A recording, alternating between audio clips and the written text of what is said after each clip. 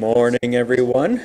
I would like to call this meeting to order at 9 o'clock. And glad to see a lot of people in the audience. So start off by doing the national anthem.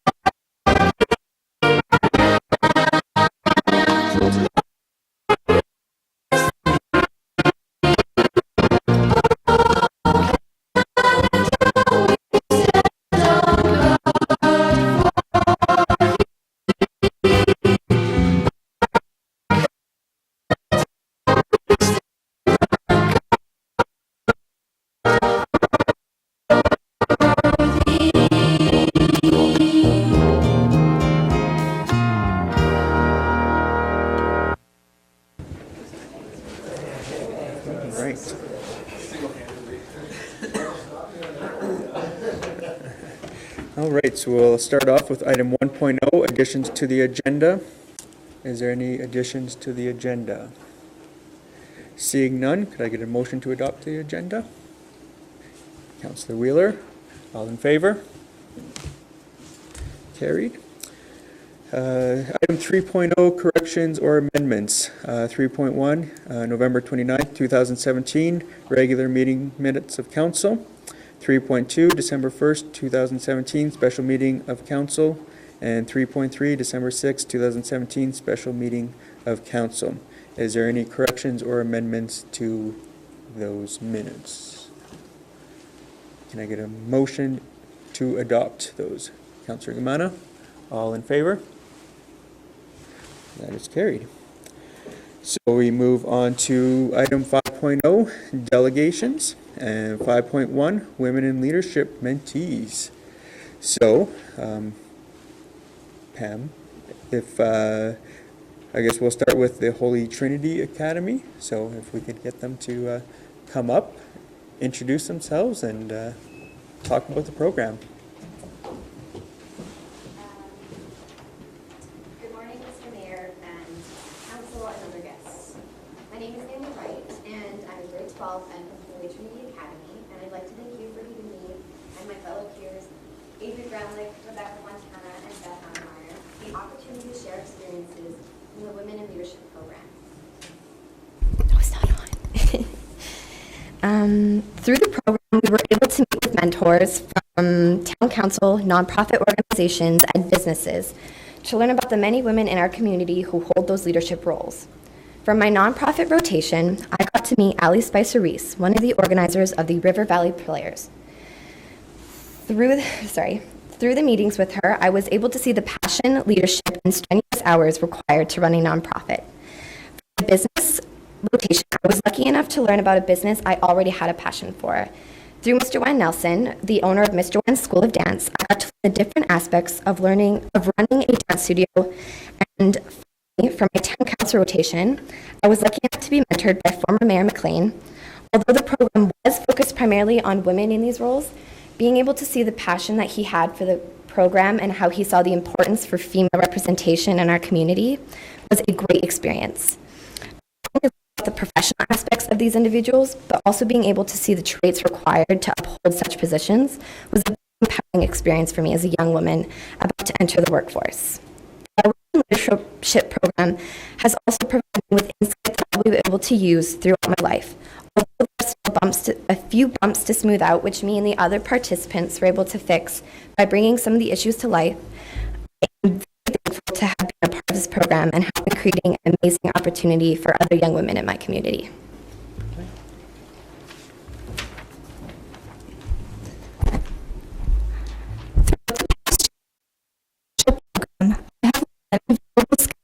lessons.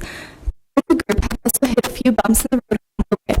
At the beginning, I felt there were high expectations for this program to succeed, and some along the way. Those critiques, as this program is the way to better perspectives of what we are capable of doing, the hardship they go through, the strength and the perseverance they have. This program changed my perspective in the sense that I realized, yes, it can be difficult for women to be seen as equal to males in the workplace.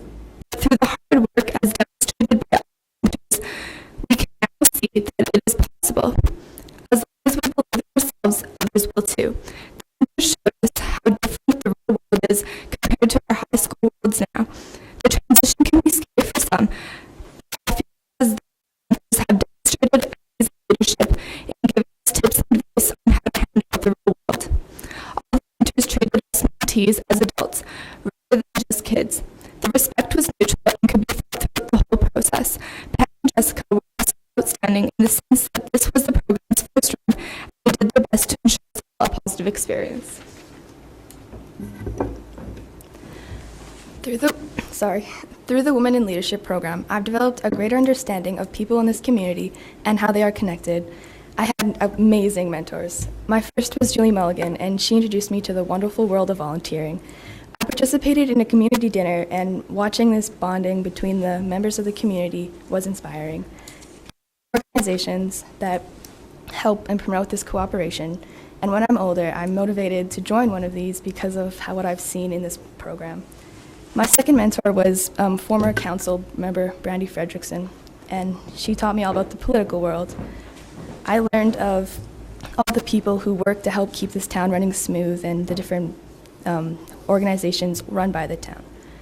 My third was my business section, and that was Carol Lapointe, who I just met last week, but gave me very insightful tips and knowledge on the business world.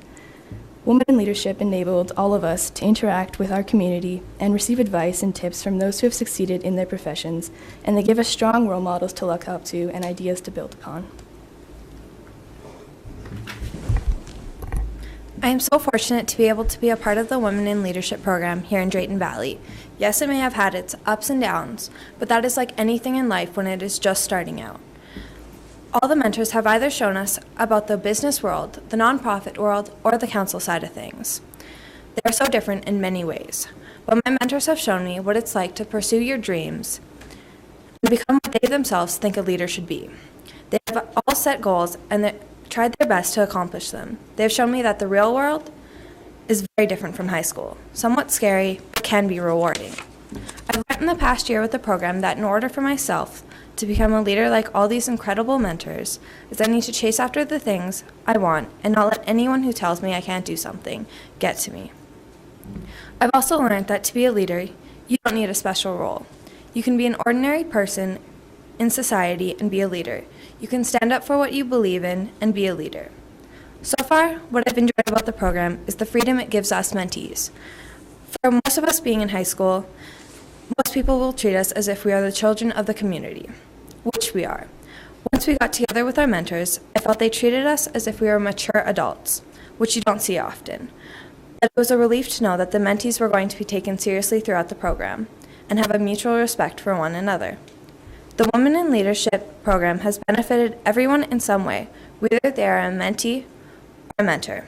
Us mentees have gotten the chance to go out into the community and make connections with people who will help us get to where we want to go in the future. The mentors have, on the other hand, have gotten to get to know the leaders of the future and influence us high school students to become ambitious and shoot for the stars.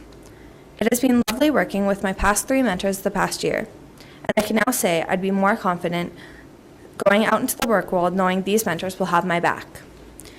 It has been a wonderful experience working alongside all other mentees, as well as Jessica and Pam. These 2 women have done an amazing job as leaders of the program and shown tremendous support of all mentees. If it wasn't for them, there'd be no Women in Leadership. Thank you, and Merry Christmas. Thank you very much. And I was going to see if there's any questions, but just a few things that, this is a great program. and I'm very happy for everyone that brought it forward. But I want to say a special thank you to all the girls that participated in it. I think it's a great opportunity, and without you stepping up and participating in it, it wouldn't be as successful. And I'm glad you pointed out that there is life after high school, so you got to see that experience. So, well, thank you very much, ladies, for doing that. And I'll ask the Frank Maddock High School participants to come up and tell us about their experience as well.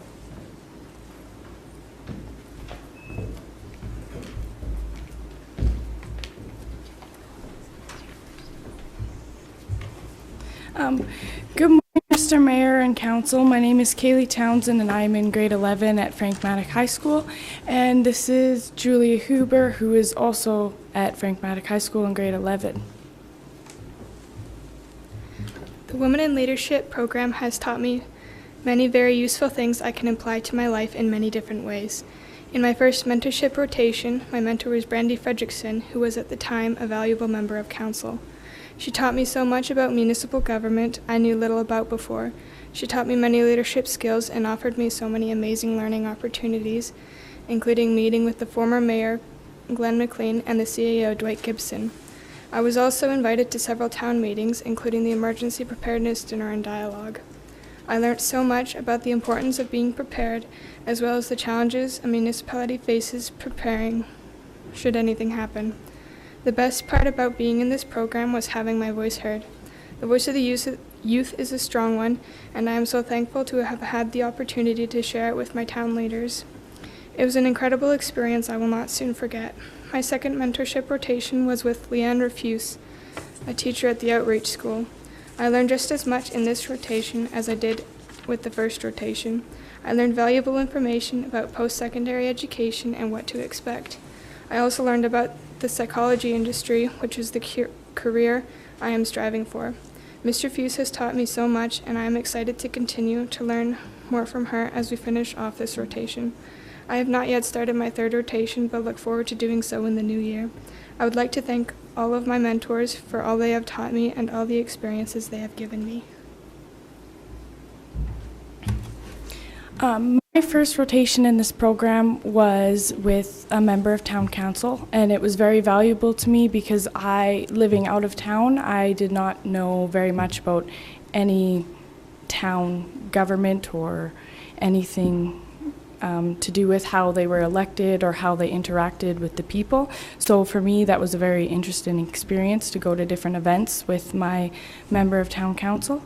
And in my second rotation, I was in nonprofit, and for my hours, I did a lot of volunteering at the food bank. So for me, that was very valuable to meet not only my mentor, but other people in the nonprofit industry that were volunteering that I would have, if I just would have went with my mentor, maybe not would have met. And in my third and final rotation, I am with someone in business. She owns a small business in her home, and that's very close to me because I hope to eventually work from home. And with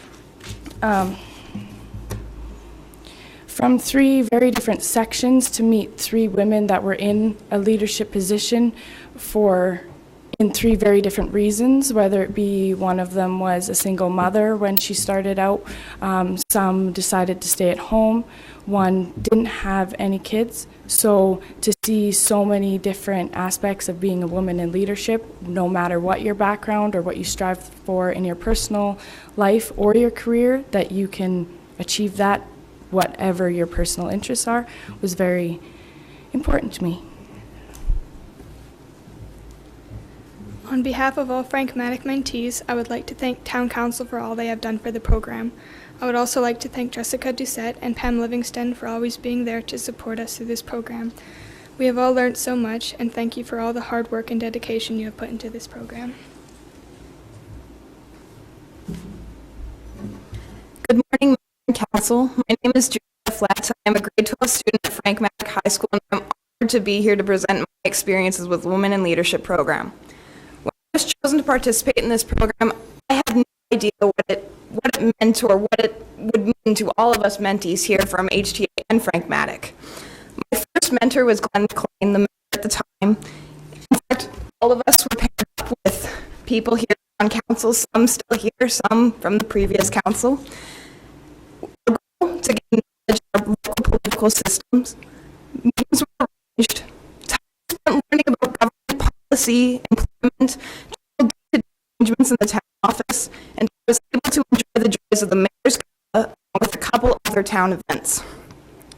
Glenn helps me to understand that what you see here is not what happens here at town office. I think I can say that myself and other girls have really been opened up to the world of local politics and all the behind-the-scenes work. I would like to move on to my second mentor, Nancy Kolnick, who works as part of the administration team at the Drayton Valley Hospital. When Nancy and I first met, I told her about my desire to go on to university and get a Bachelor of Science and then hoping to go and become a doctor. I remember her saying to me, "Well, have you looked at all the other opportunities and jobs we have here at the hospital?" I pondered the question. I hadn't really thought about it before. I always wanted to be a doctor. I thought, I don't exactly want to be a physiotherapist, and I'm not sure nursing is for me. After touring the hospital with multiple health professionals, I had a larger view of what I could do with my life. Occupational therapy, pharmacy, home care, respiratory specialists, speech pathologists, and nutritionists have all been added to my list of possible careers. I learned many things from Mitzi, and I'm grateful to have been paired with someone so close to what I want to do with my life. Her insight and my personality helped open my eyes to a whole other world of medical professions. I'm currently accepted to the Bachelor of Science program at the University of Alberta, and I'm currently debating whether to go into nutrition and food science or the road of kinesiology. My third mentor is Terry Szymanowski, who I've yet to start my third rotation with. It is not only the mentors who make this program as much of a success as it is.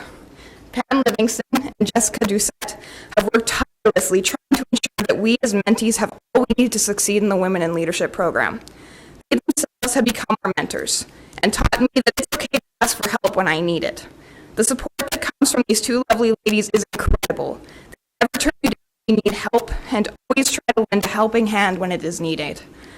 This program is successful because of three things: the mentors' charisma and unique perspectives they bring forth and share, the students' dedication to learn and share their thoughts and experiences with each other, and the support that is given to us by our wonderful program coordinators. I hope to see this program come even more to support and help or nurture many other young women in this town. Thank you for giving me this opportunity today to come in and speak to you about my experiences in women in leadership. Thank you again very much for presenting, and thank you again for participating in the program.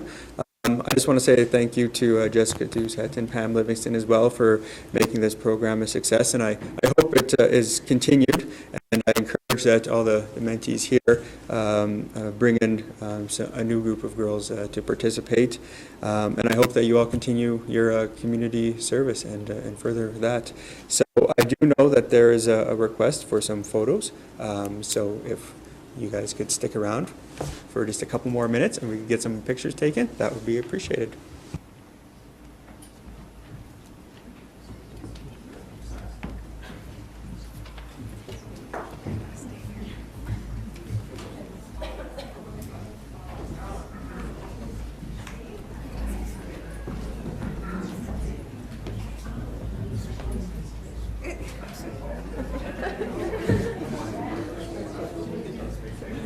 I was too. I was like, ready to be shaking.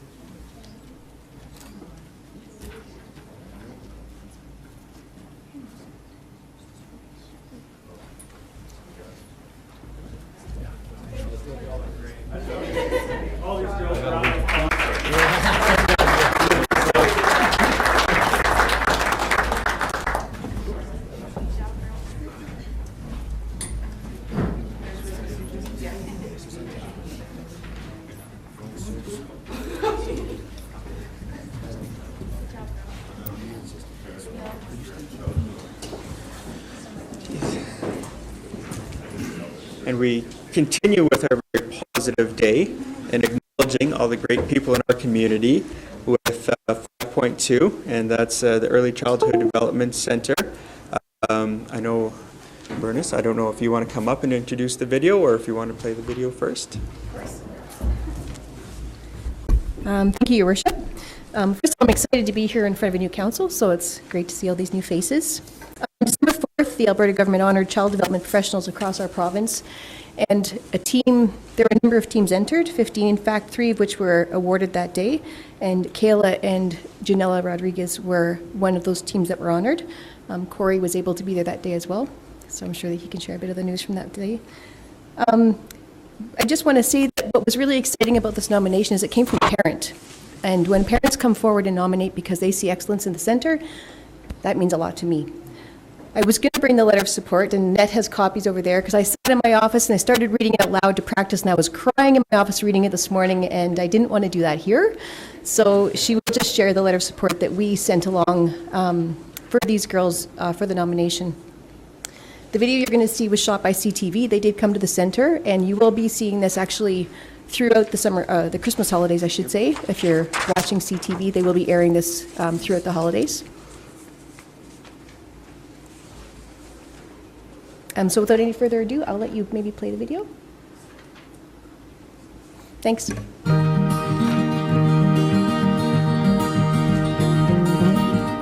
I never would have imagined myself working at a daycare center. I knew I was always great with children, but I also really loved hockey, and I was like, had my mind set on hockey, but that's not my passion, is working with children. Suck it up. At the end of every year, I'm like, man, like, how can you love a new group of kids more than you love this group? And you know what? By the end of the next year, you love those kids just as much as the last ones. Celebrating their accomplishments and their differences and the things that they love, and just watching them grow. To see them bringing these skills out of the daycare and just becoming a whole new child, it's amazing. I love it. I love being able to come here and just love them and be part of their life. It's a great video, and I'm encouraged by the nomination, the award that you ladies received, and being a father of 3 small children, I would never want to do that job, but it's enough for me, let alone watching all those. So thank you very much for your dedication to our community, and thank you for teaching the youngest in our town and the ones that are going to be the leaders of tomorrow. So I appreciate it, and we do have a card from each of you from Town Council. So perhaps we would even another photo. I know it's going to be a long day, but.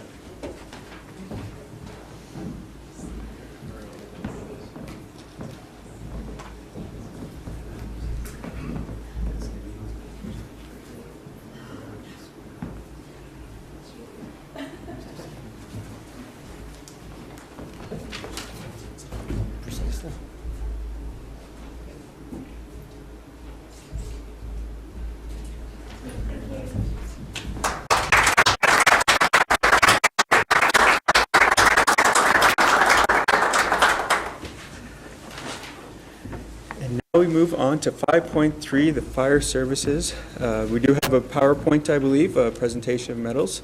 There are some long-standing members sitting in our audience, and so we'd like to recognize them. And Chief Thompson, are you going to be going through the presentation, or?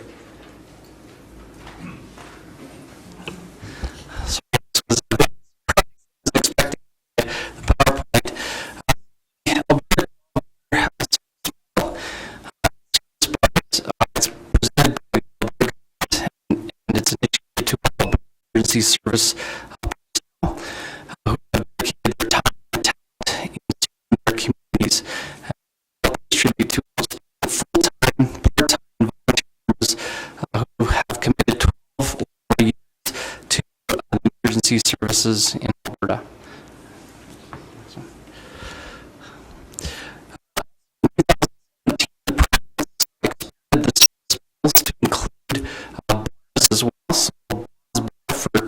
2 years, silver bar for 32, and gold bar for 40 years.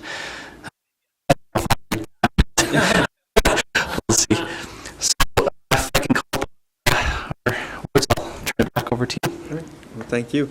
Yeah, and I believe it's our Honorable Mark Smith will be doing the medal presentation. Maybe just a couple of words here that ties everything we've done here together. One of the students said that ordinary people can become leaders. And I think if we take a look at everyone that's here, we can see that we're all very ordinary people. But I think that when we take a look at what you just said there, these are emergency service awards. An awful lot about good leadership is about service and serving the community. And I guess as first responders, we want to thank you so very much for being willing to serve us and show that leadership in our community. So let's start with Ken Sherman.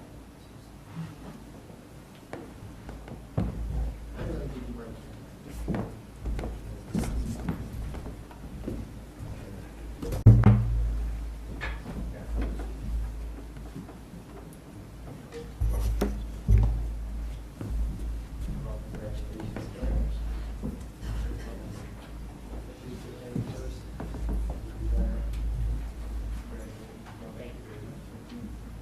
Do we want to do the pictures all afterwards maybe, or do we want to do them one at a time? One at a time. Sorry. Let's get all the council in here. Why don't we get everybody over here? Get everybody in here. Everybody look at me. You're all going to have to stay up here now. Exactly right. Oh, now we got to back up. 1, 2, 3. Perfect.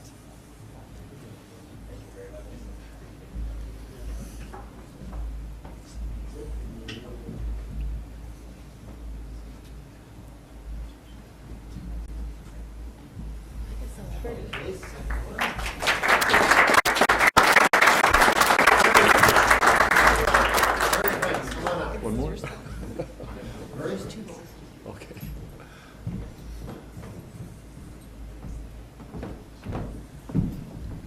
On behalf of our grateful province, and grateful community.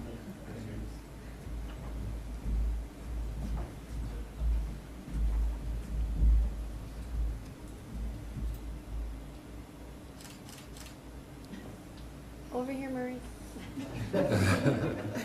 He's gonna want these ones. So. For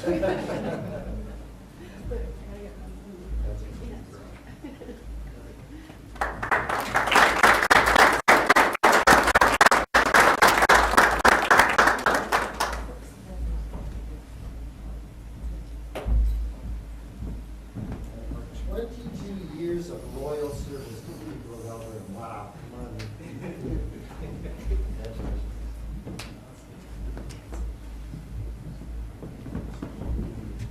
Art.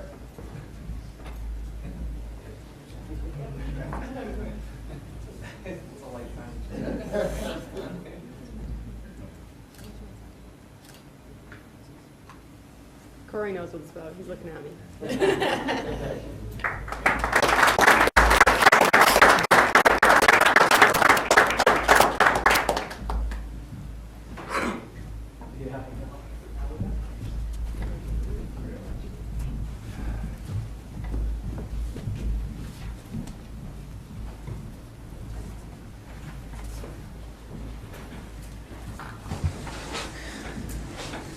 Well, thank you again for all of your dedicated service to our community, and we'll see you in another 10 years. All right, so now we're moving on to 5.4, the RCMP stats, and Sergeant Matthews is who I have.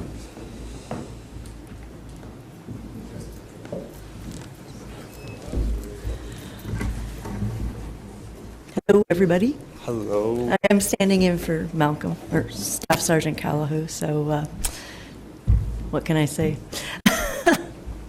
If you take a look at the, just to start with, actually, we have a few things. We've got, as far as our impaired charges for the last month, we've actually had 2 charges. Roadside suspensions, 24-hour suspensions, that type of thing, we've had 4. Actually, it does state that we have 0 speeding tickets, but actually we have 4. And in total, we actually have 72 tickets that were in last month. So whether it be seat belts or stop signs or, no insurance, that type of thing. We have also conducted 116 school patrols over the last month too. So we're very visible, and people are actually and they're actually down, and it's not really been too much of a problem with regards to people offending in the school zones during the times that schools are in. If we take a look at the stats from November of 2016 to the stats for November of 2017, you will see that when it comes to we have a decrease in the number of assaults, it's gone from 8 down to 4. With regards to those assaults, we have 2 of them that were cleared in a manner that was the complaints declined to legal charges. One of them was 2 roommates that were just having an altercation with a cousin. The other 2 actually unsubstantiated. They were reported, one was reported as a domestic, but it was a verbal argument. And 2 people were found at a gas station, and then we determined that one of them was an outstanding warrant, so they were arrested for that. With regards to the sexual assaults, it says that there's 2. One is still under investigation. The other, it was not a sex assault. It was a mentally disturbed person that had called in. So that with regards to intolerance like assaults, we have a reduction from this time last year. There, however, has been an increase overall. If we take a look at the year's comparisons, it's really pretty much, let's find the thing here, the assaults.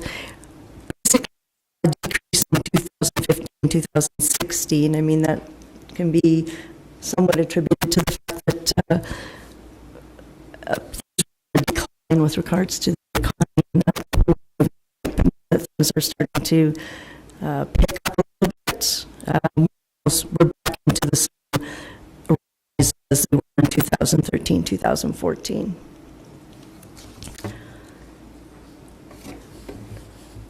With regards to breaking charges, it says that we had 10 this past month as opposed to 6 in 2016. Of them, again, have been misrepresented. In those cases, we had breaking measures. There's 5 to buildings, sheds, that type of thing. 3 of them were to a business, 2 were residences, and 1 was actually an assist file. So, with regards to the theft of motor vehicles, we've had 7 in the past month. That is fairly average. We also have, a lot of it again has to do with our prolific offenders. As we get them back in jail, the theft of motor vehicles goes down. So, actively doing that. With regards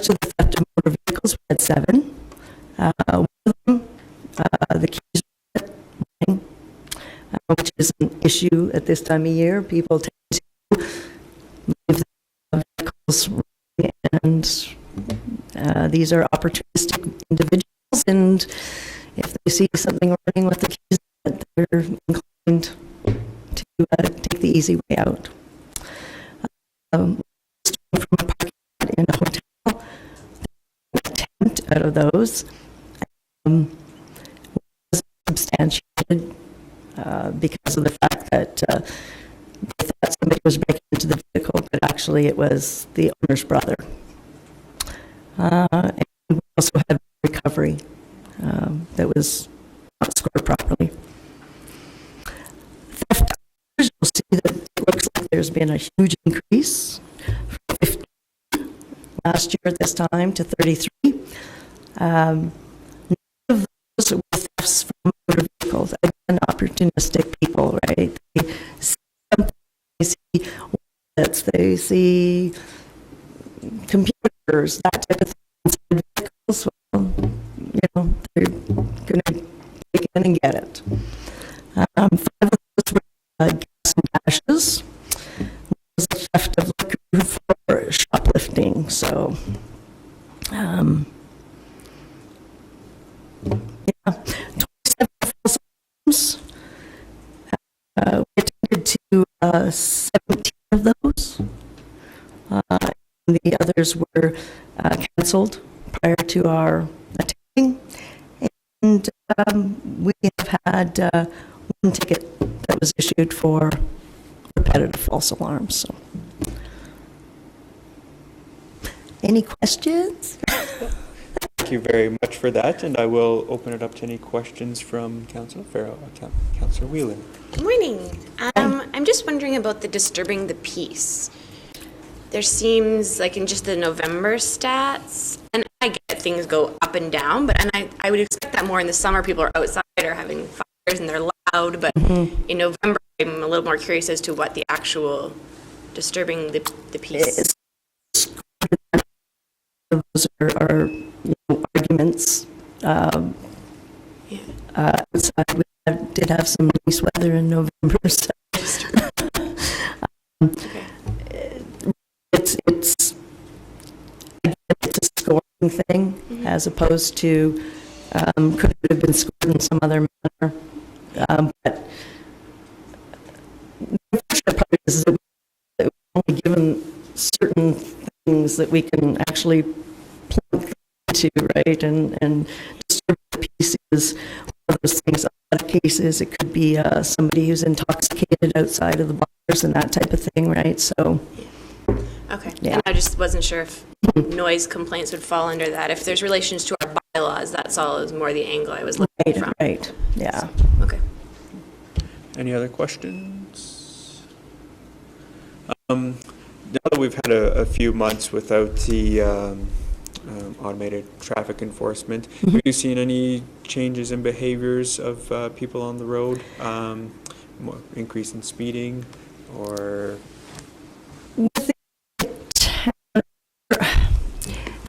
Increase in the speed, like I said, they're actively doing this school zones and that type of thing. So actually, I'm very impressed with people and the way that they're behaving when it comes down to the school zones. However, there's some issues with regards to stop signs, red lights, those things people are seem to be not as cognizant of. So I think that like I said, we had 72 tickets this past month, so we're enforcing the laws. Yes, well, that's good. Yeah. I always said that we should just not shovel our streets, and then our roads will be so rough that people won't speed anywhere. That'll be but I don't know. Any other questions from council? All right. Well, thank you very much for your time, and thank you for the report. All right. Have a good day. Merry Christmas. Yeah, Merry Christmas to you too. So on to 6.0 decision items. 6.1 is a council remuneration policy, C-1-0. question for you, Mr. Diven, since I'm new to this. If I wanted to make a motion, I would need to relinquish the chair, correct? That is correct, Mr. Mayor. If you wish to make a motion or speak actively to the motion along those lines, then you would be required to release the chair, ask the deputy mayor to assume chairing of the meeting, and then you would be free to participate as a member of council. Okay. Deputy Mayor, would you like to take the chair?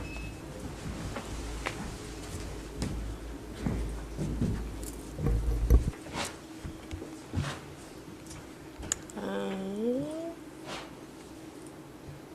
don't know how to use your fancy computer. Sorry. Like, just put it up to the... The actual, I'll just go right to the top. Yeah. So. Because there was no backgrounder with the policy, right? No, there's no. Okay. All right. We have the council remuneration policy before us. Is there any discussion on this policy? Sure. Mr. Dirksen? Thank you, Chair. So I would like to make the motion that council approve the amendments to the council remuneration policy as follows. 1, Clause 1, amend to reflect a rollback of 1.96% for monthly fixed honorariums. 2, Clause 2, amend to reflect a rollback of 1.96 for meeting fee, 1.96% for meeting fees. 3, Clause 7, amend to reflect a reduction of 25% for each councillor's travel and subsistence/conference and councillor development budget. And 4, Clause 7, amend to reflect a reduction of 60% for the mayor's travel and subsistence/conference and mayor development budget. Okay. Yeah, Mr. Dirksen? Mayor Dirksen. So now that the motion is out there, I would like to speak to it a little bit. During the campaign, this was something that I wanted to look at in a little bit more detail. And as we'll see as we go through the interim budget that will pass today, it's an important part of what is called fiscal responsibility and the duty that we have in setting budgets and setting direction, that if we want the town to, as a whole, to be more fiscally responsible, if that's the direction we want to see, I think it's important that the leaders of the community, being the mayor and council, take the lead on that. And if we're not willing to sacrifice, in this instance, dollars for the benefit of our community and in achieving our goal of where we want to see our budget set, then I don't think we have the town's best interest in mind. And so that's why I propose these motions. It will be, roughly $40,000 out of the council budget, but it's an important step to ensure that everyone understands where council is coming from. The changes we're looking to make are positive, and we're willing to step up and be part of those changes. Thank you. Any other discussion? We can take it all as one piece. Perfect. Then I will call to question. All in favor? That's carried. Thank you.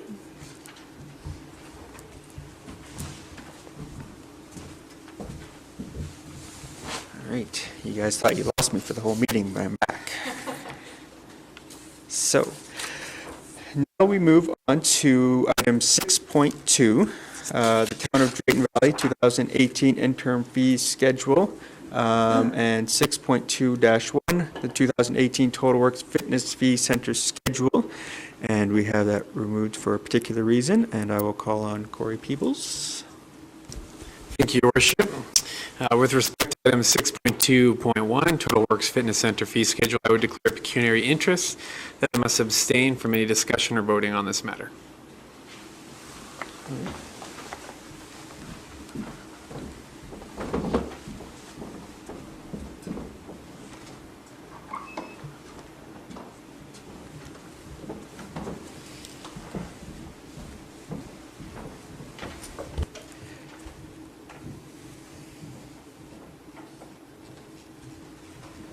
All right.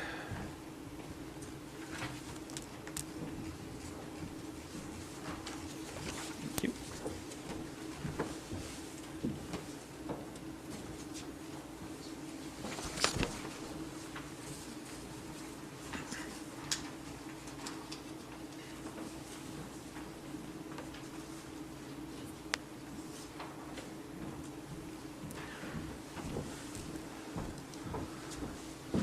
So while we distribute that, I would like to ask the recording secretary to record that Councillor Peebles' declaration of a pecuniary interest in the minutes, please. And can I ask for a motion on the proposed 2018 Total Works Fitness fee schedule as distributed at table?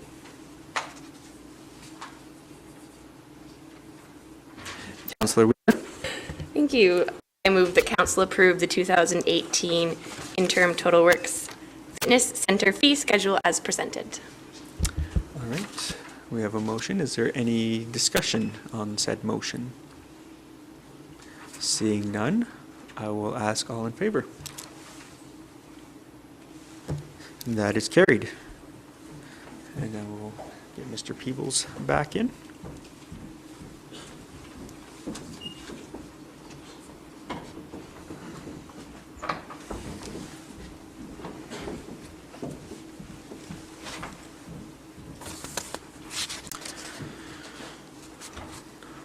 All right, so now we move on to 6.2-2, the 2018 intern fee schedule. And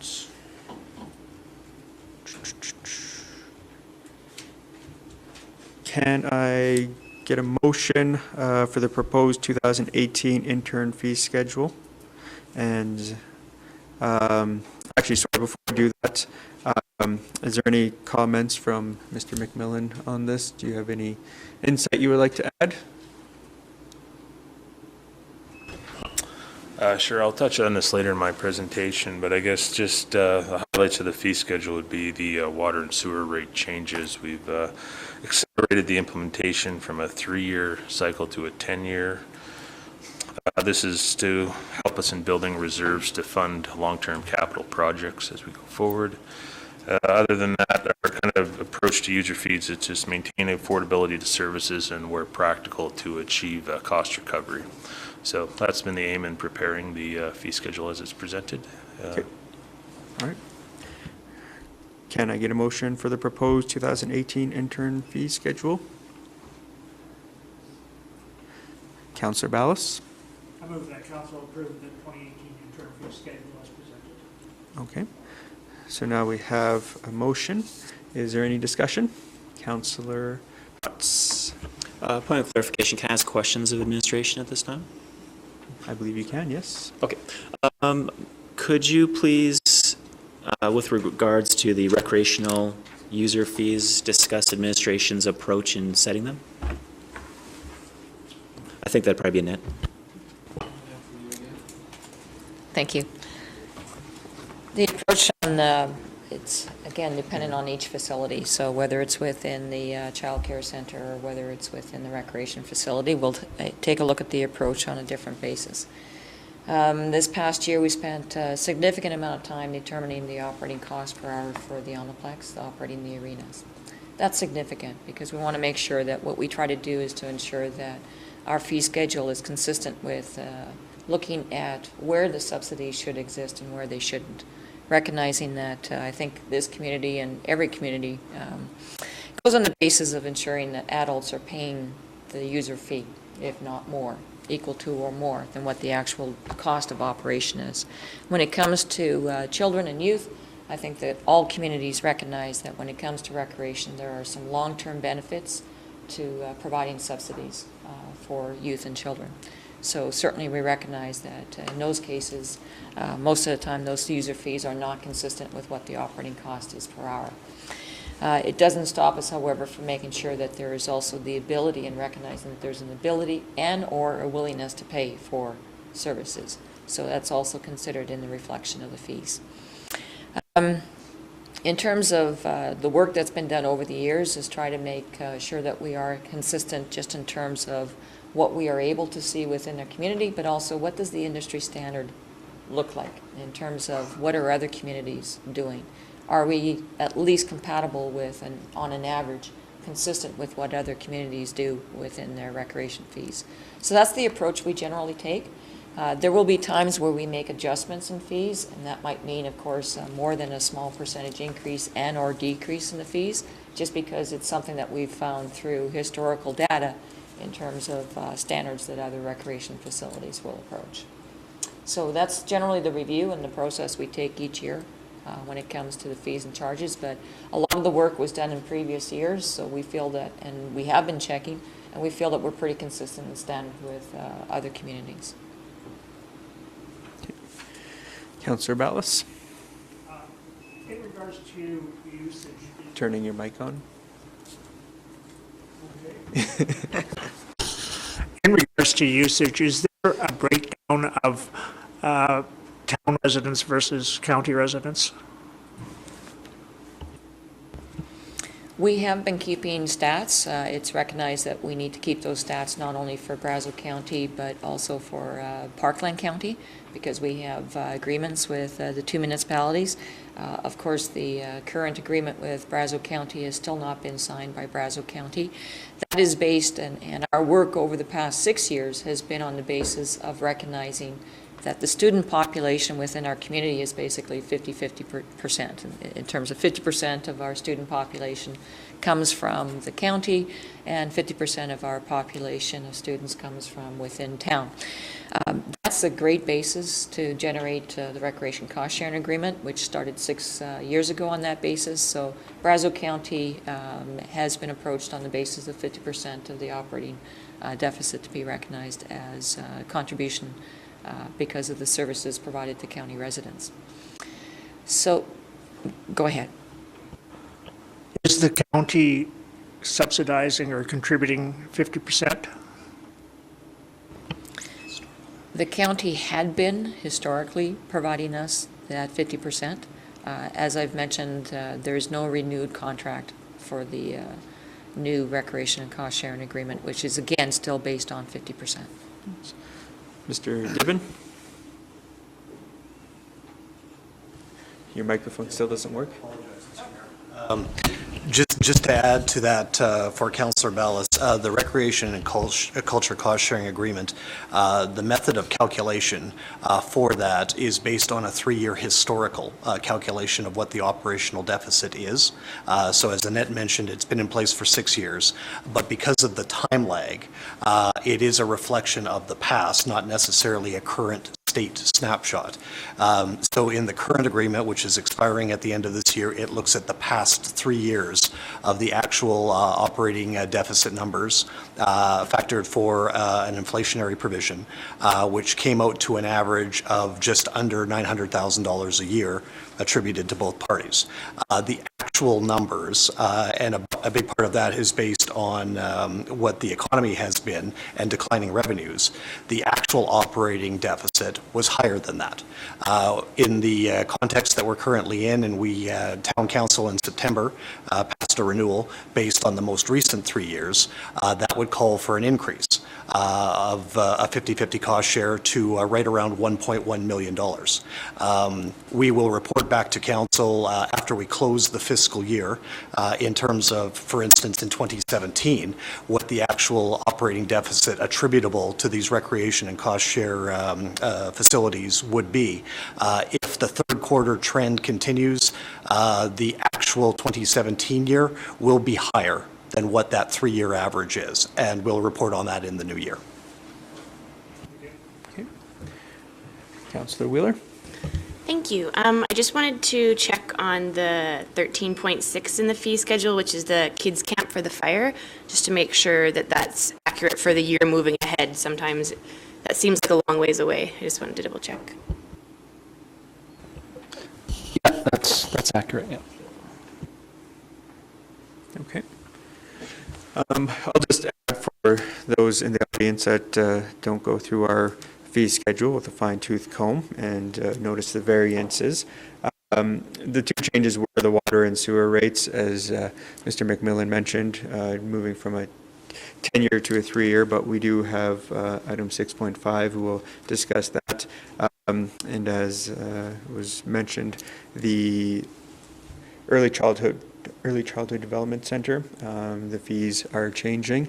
They will be increasing to help bridge a gap between what the actual cost is of the facility, but we are looking at providing a subsidy to town residents to help reduce some of the burden on them. So we have a motion in front of us to approve the intern fee schedule as presented. Is there any more discussion on this topic? All in favor? That is carried. So 6.3 is the 2018 interim budget. We're going to separate this out into a couple different sections again. So 6.3-1 is the public health and welfare element. If I could call on Councillor Gamana. Thank you, Mr. Mayor. With respect to item 6.3.1, the proposed 2018 interim operation budget for public health and welfare, I would like to declare a pecuniary interest and that I must abstain from any discussion or voting on this element of the 2018 interim budget. Thank you. Turn the mic off.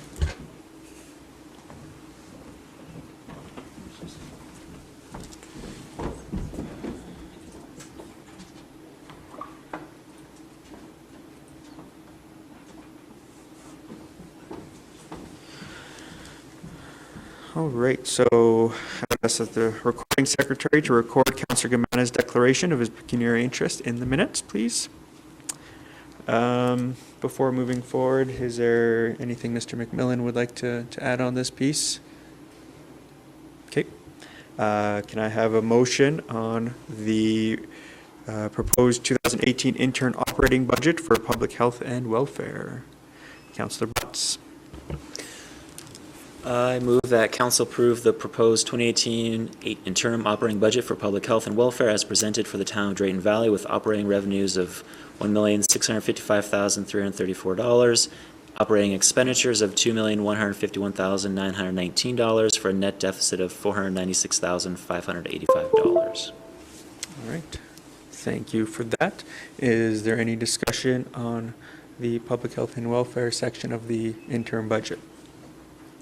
Seeing none. Councillor Wheeler? I just had a question on the operations summary part there. When it does show the revenues for the ECDC, does that include changes that we have talked about on the fee schedule or no?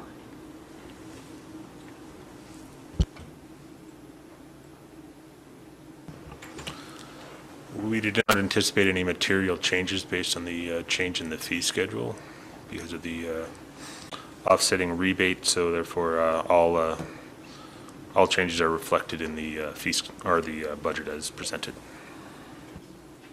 Okay, thank you. Any more comments, questions? So that's the question. All in favor? That is passed.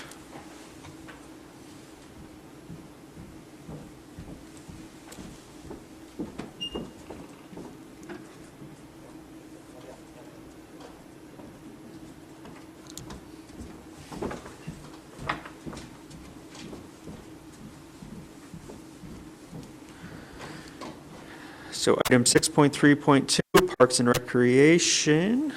I will again call on Councillor Peebles one last time. Thank you, Your Worship. With respect to item 6.3.2, the proposed 2018 interim operating budget for Parks and Recreation, I would declare pecuniary interest that I might abstain from any discussion or voting on the element of the 2018 interim budget. All right, thank you.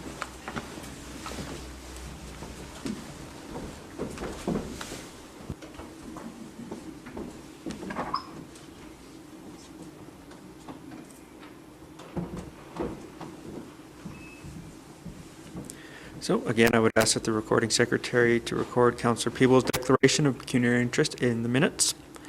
I suspect I know the answer, but Mr. McMillan, is there any background that you would like to add for this piece? Okay, thank you. Could I get a motion for the proposed 2018 interim operating budget for Parks and Recreation? Councillor Butts. I move that council approve the proposed 2018 interim operating budget for Parks and Recreation as presented for the town of Drayton Valley, with operating revenues of $2,461,641, operating expenditures of $3,942,328, for a net deficit of $1,480,687. Right, thank you for that. Is there any comments or questions that we'd like, any discussion? Seeing none, I will ask the question. All in favor? That is carried.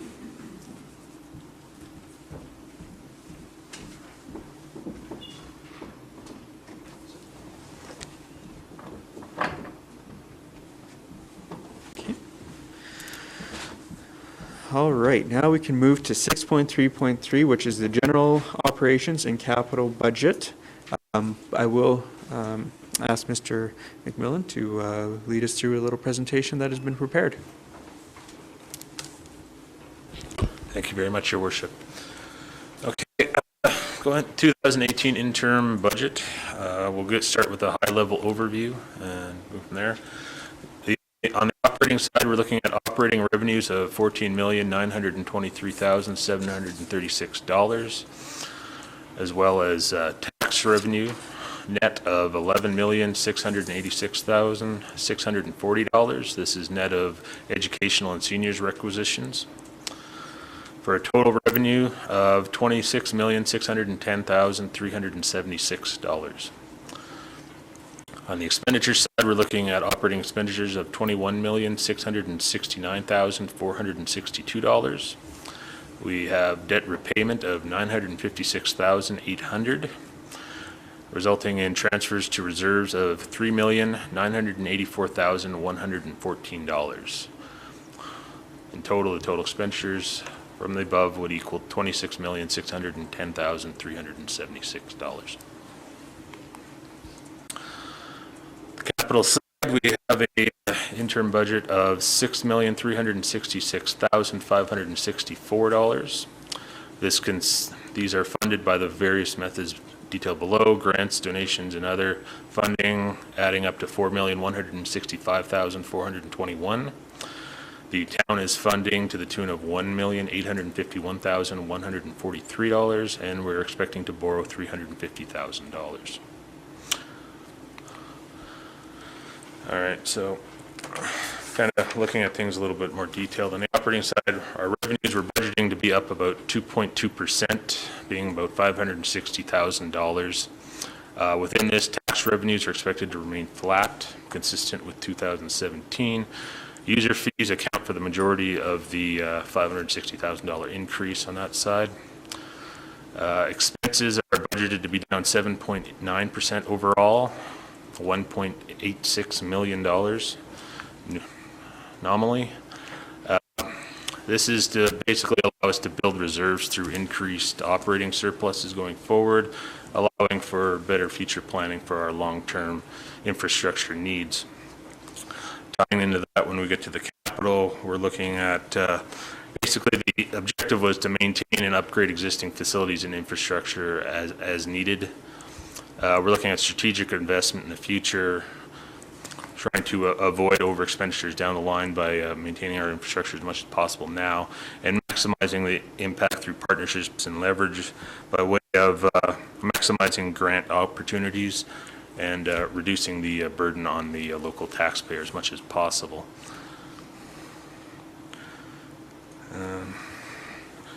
Finally, we kind of already looked at the fee schedule, but just looking at the highlights, these will go into effect January 1st, 2018. Again, water and sewer rates, we're looking at accelerated implementation in 3 years rather than the prior 10. And again, this is to build reserves to fund capital replacement needs relating directly to water and sewer infrastructure.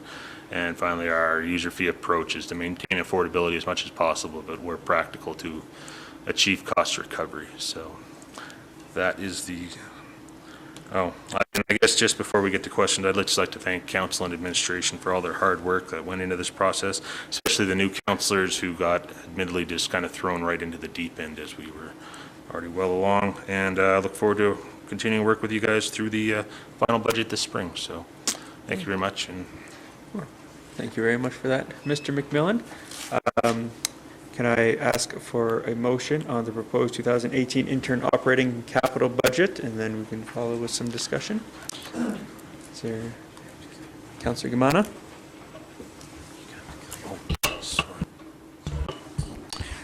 I'd like to make a motion that Council approves the proposed 2018 interim operating and capital budget as presented for the town of Drayton Valley with operating revenues 14,923,736, taxes 11,686,640, and total revenue of 26,610,376. Expenditures, operating expenditures 21,669,462, debt repayment 956,800, transfer to reserves 3,984,114, with total expenditures of 26,610,376, and capital expenditure and financing 6,366,564. Thank you. All right, thank you for that. Before I open it up for some questions, I just wanted to comment on this budget and where council is coming from. And I think in one word, this budget speaks to sustainability. We're looking at a 0% tax increase. We don't want to continue to burden our residents, at least not in this year, by increasing taxes. And we're looking at a more a variable approach in our fee structures, namely in the water and sewer, and to a smaller extent in the Early Childhood Development Center.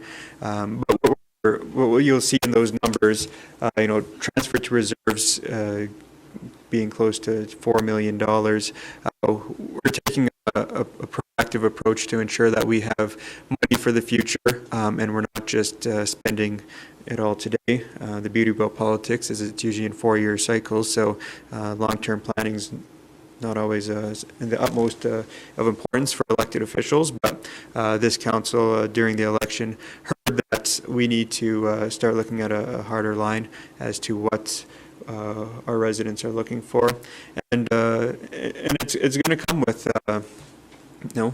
some changes, and having the expense level and the operating expenditures where they're at, it's a lot lower than it has been, or reasonably lower than it has been in the past few years. So there will be some time for adaptation, and we'll have to look at a few changes, but it's important that we look at the overall picture and we save for the future.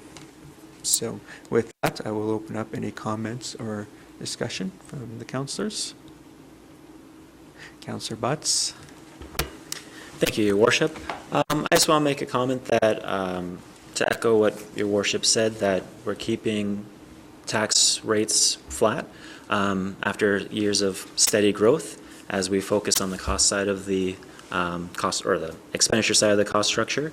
We spent a fair bit of time on the interim budget, but I can assure everyone out there that we'll be spending a lot more time on the final budget to ensure it meets our goals as a council. And I appreciate the work that's been done so far, and it's quite involved. So thank you to administration for all that's been done, especially Kevin. And I look forward to seeing what we can do with the capital side as we go forward. Councillor Wheeler. Thank you. Council has been working on budget for the last 2 months, which has basically been all of our time, looking at the value of services to the community and what the community spoke to during the election. We are reducing the operating budget by close to almost $2 million.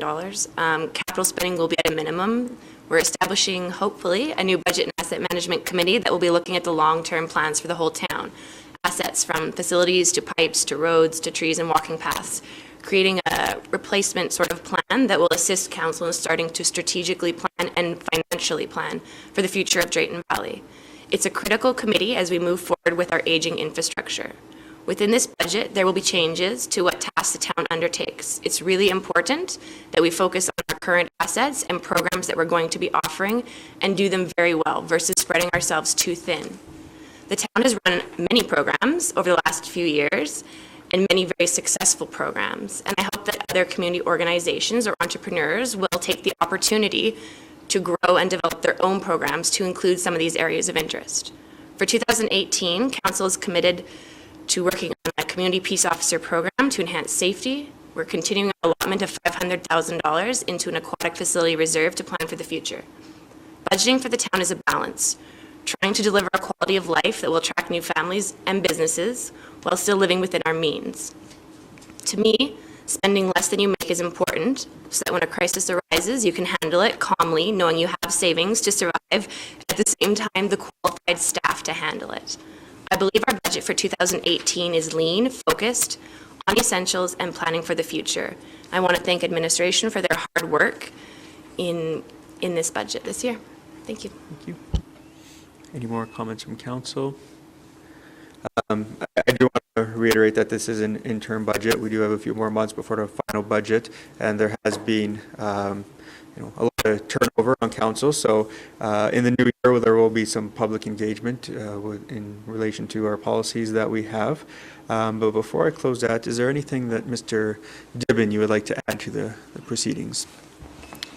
Thank you, Mr. Mayor. As Mr. McMillan had indicated earlier, thank you to Council for your time, first and foremost, over these past 2 months. With everything else that had been placed before you in terms of transition materials, background information, it has been a time of transition and change in the community the last couple of years, and a lot of fundamental policy and substantive initiatives that are underway. It is always appreciated, even if not always recognized, what the challenge is for a new council and the timelines of election to our requirements to pass a budget and what that requires of you. In some ways, it is a leap of faith on elected officials' parts, on administrators, in terms of that first formative period, and we do appreciate that. I appreciate Councillor Butts' comments about what still needs to be done between now and final. And he's very correct. Part of what we do need to do is, with this interim time, particularly with the new Budget and Asset Management Committee, is allow Council and the Budget Committee on behalf of Council to look at what has been done in the past, to evaluate those approaches from regulatory policy, bylaw, all the way through, and to make those determinations that council must make on what the priorities of the community are and how they're going to be approached. And administration looks forward to assisting council and then ultimately implementing the decisions that you will make going forward for the long-term growth and benefit of the community. Just at this time, like in any interim budget, there are influencers and risk factors that are not known until a little bit later on as we get into the calendar year that probably just warrant a quick mention of. One of those, of course, for the statutory services of the community is weather. And we do not know what we will be dealt with in terms of that aspect. Your budget is prudent in terms of actually enhancing the budgetary aspects for certain core services, most notably snow removal. And we will see and hopefully be the benefactor of weather conditions to test that as we move into the first half of next year. One big aspect, as council knows, is we are very dependent on other orders of government, their budgets, their grants, their programs. And we do not know at the time of interim budget what those decisions will be for the next calendar year, our fiscal year, or the province or the federal government's fiscal year, which doesn't start till April. We likely will not see those budgets until March. Those dates still have to be determined, but that's where we get the requisition numbers. That's where we find out about significant grant programs and ultimately what some of those other impacts may be on their legislative and policy issues. One of those aspects is carbon tax, a ramping up of that.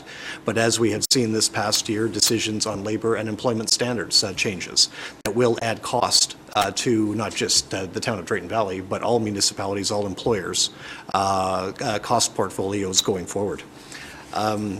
One aspect as well is, as council knows, that we are in the midst of collective bargaining with our union, QP Local 2515, which represents a little over 2/3 of our workforce, subject to a negotiated agreement that would need to be ratified by council and the membership of 2515. That remains an unknown. But in this budget, wages and benefits are projected to be relatively flat, with only a slight adjustment, as we've been advised that for our current benefits programs and from our benefit provider, AMSC, that there will be a slight 0.9% increase in benefits projected for 2018. And the last aspect, and I appreciated Councillor Ballas's question earlier on the fee elements, is of course intermunicipal relations. And there are assumptions that are in our current budget, particularly on the revenue side, that anticipate a continuation of our cost-sharing agreements with our rural neighbors, most notably Brazeau County, and that those agreements will continue in force and continue to be honored. So those are built into the revenue assumptions for the interim budget as well.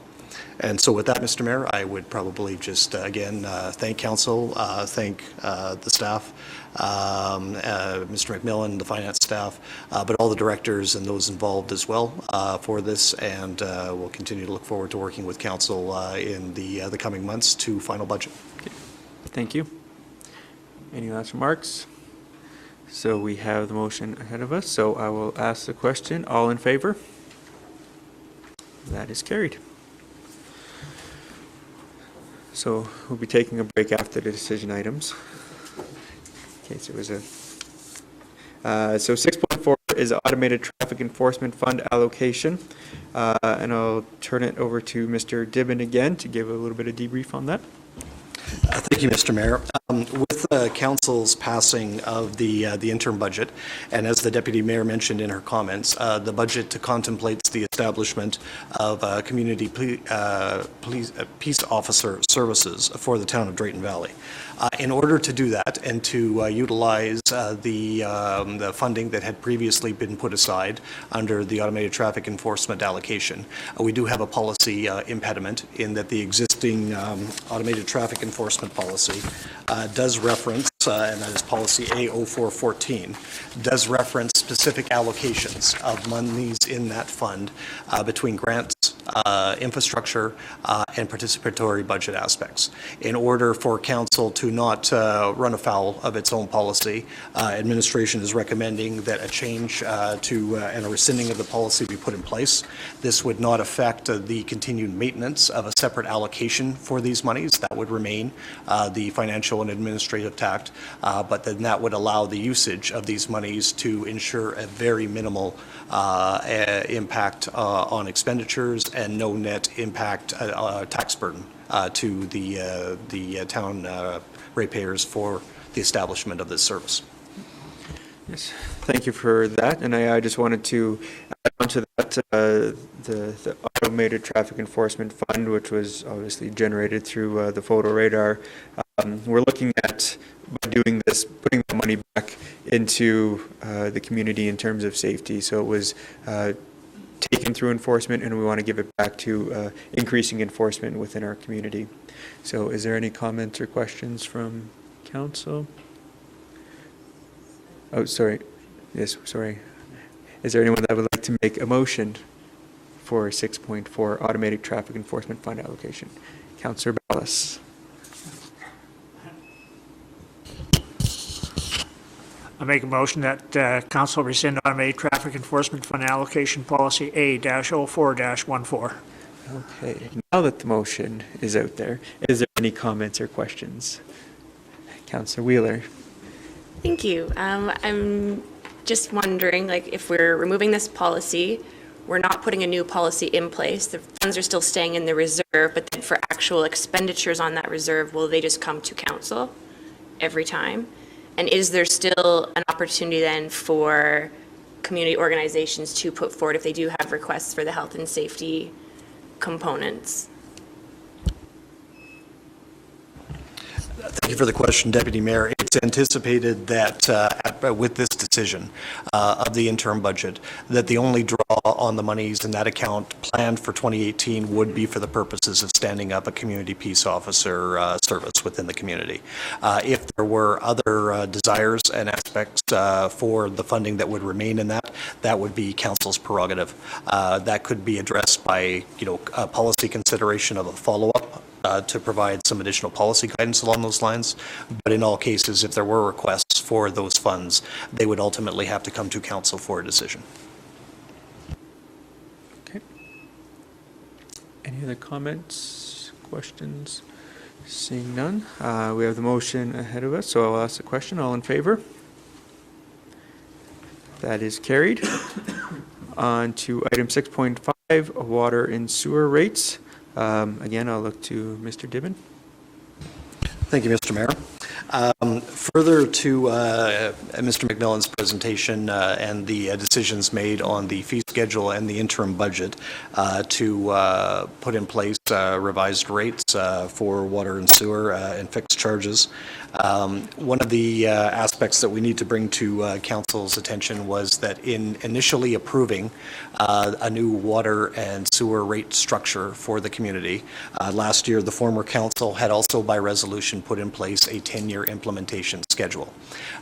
With today's decisions on fee schedules, on the fee amounts, as well as the implementation, the council is being requested to amend an element of that earlier decision to amend the implementation period, so that then there is a deliberate motion of council to do this over a 3-year period as opposed to the 10-year implementation period that was originally contemplated not quite a year ago.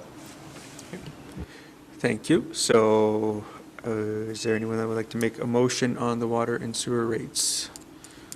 Councillor Peoples. Thank you, Your Worship. I move that council amend the implementation period of the full cost utility rate setting approach as set out by Resolution 02917 on February 1st, 2017 to occur over a 3-year period. All right. Thank you. Is there any comments or discussion on this piece? Councillor Butts. Thank you, Your Worship. Just in regards to this increase in water and sewer rates, I just wanted to say that there are two main things here to consider. One is, our council's vision that, the basic principle of paying for what you use for. So there is a large cost of maintaining our infrastructure for water and sewer and to provide clean water and to make sure that our sewer water is treated and cared for and our environment is held safe. So to the extent that water and sewer rates are too low, town is subsidizing that with property taxes, which we as users don't see. So as we increase these rates in order to reflect the true cost of the water that we receive and the services we receive, then we have, as individuals, a better price mechanism to understand how our behaviors affect what we consume for water.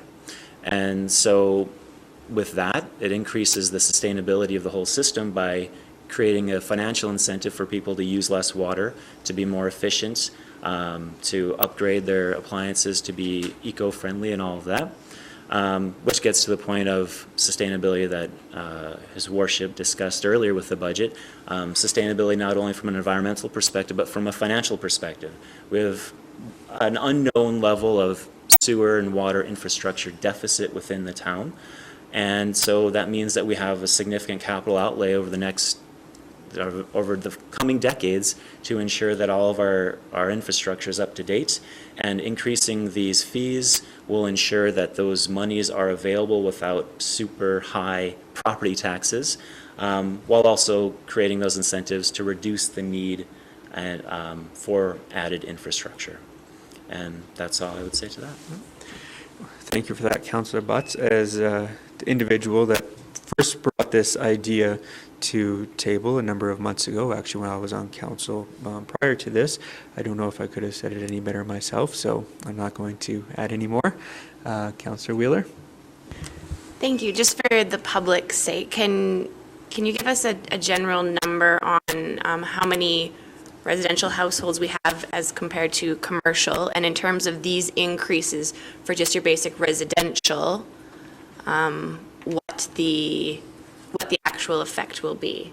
Because majority with the setting previously, the majority of the fees had already been set. Is that correct? I'll take a stab at that, Deputy Mayor. In terms of, it really comes down to two elements. It comes down to the commodity charges, but it also comes down to the fixed fees.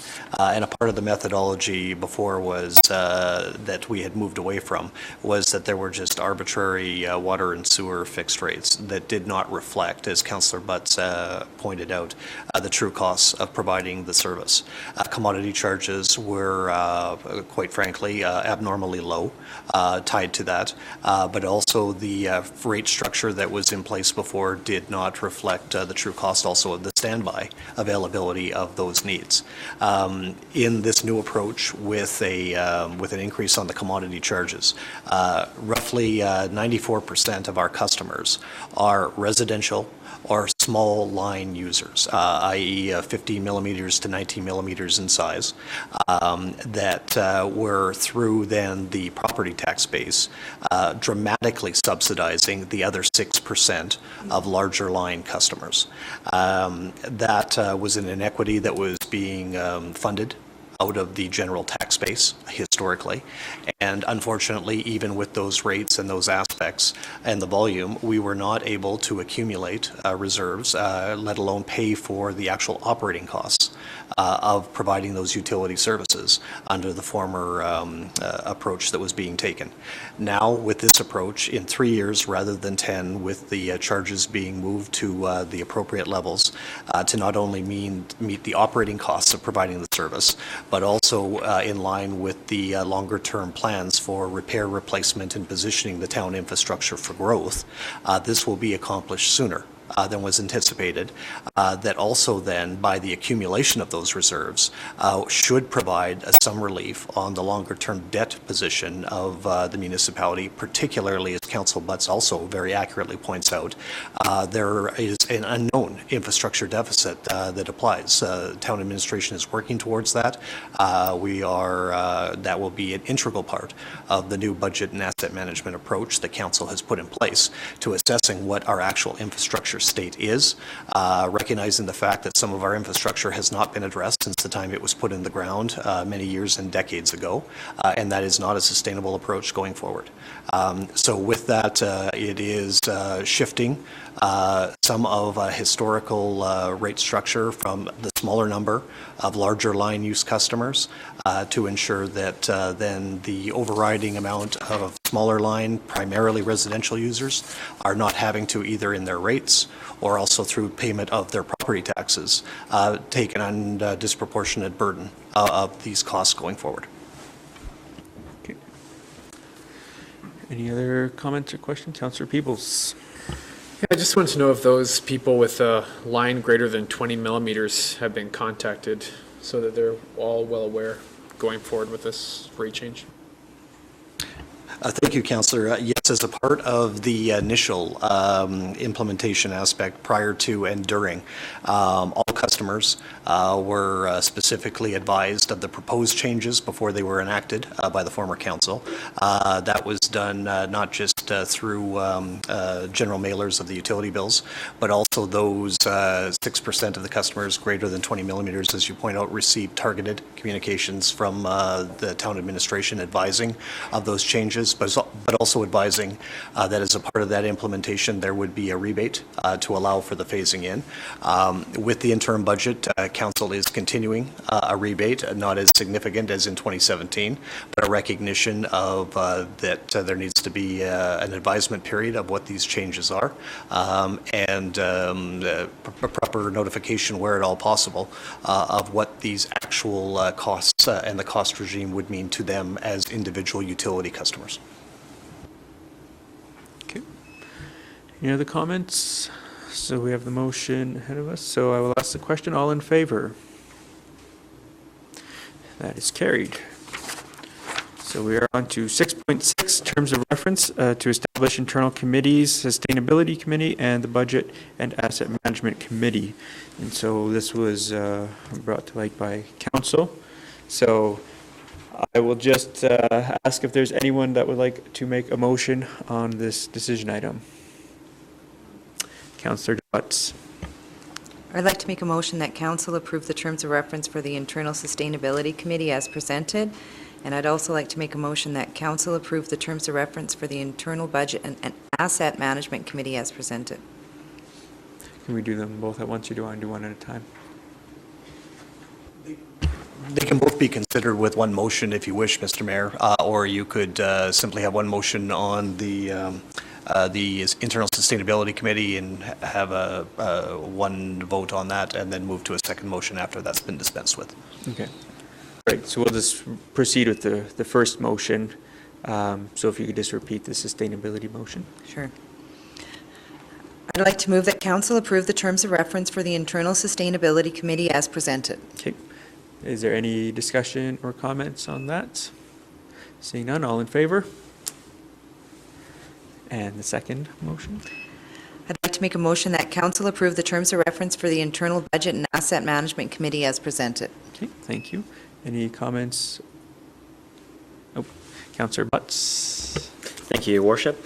I just want to speak to these terms of reference. They're listed out in the agenda, which is available online, and there's a lot there, and so it's fairly broad as it relates to all areas of budget as well as asset management. I just want to highlight that, as Your Worship mentioned earlier, with 4-year terms, we don't always think in terms of 10 and 20 years.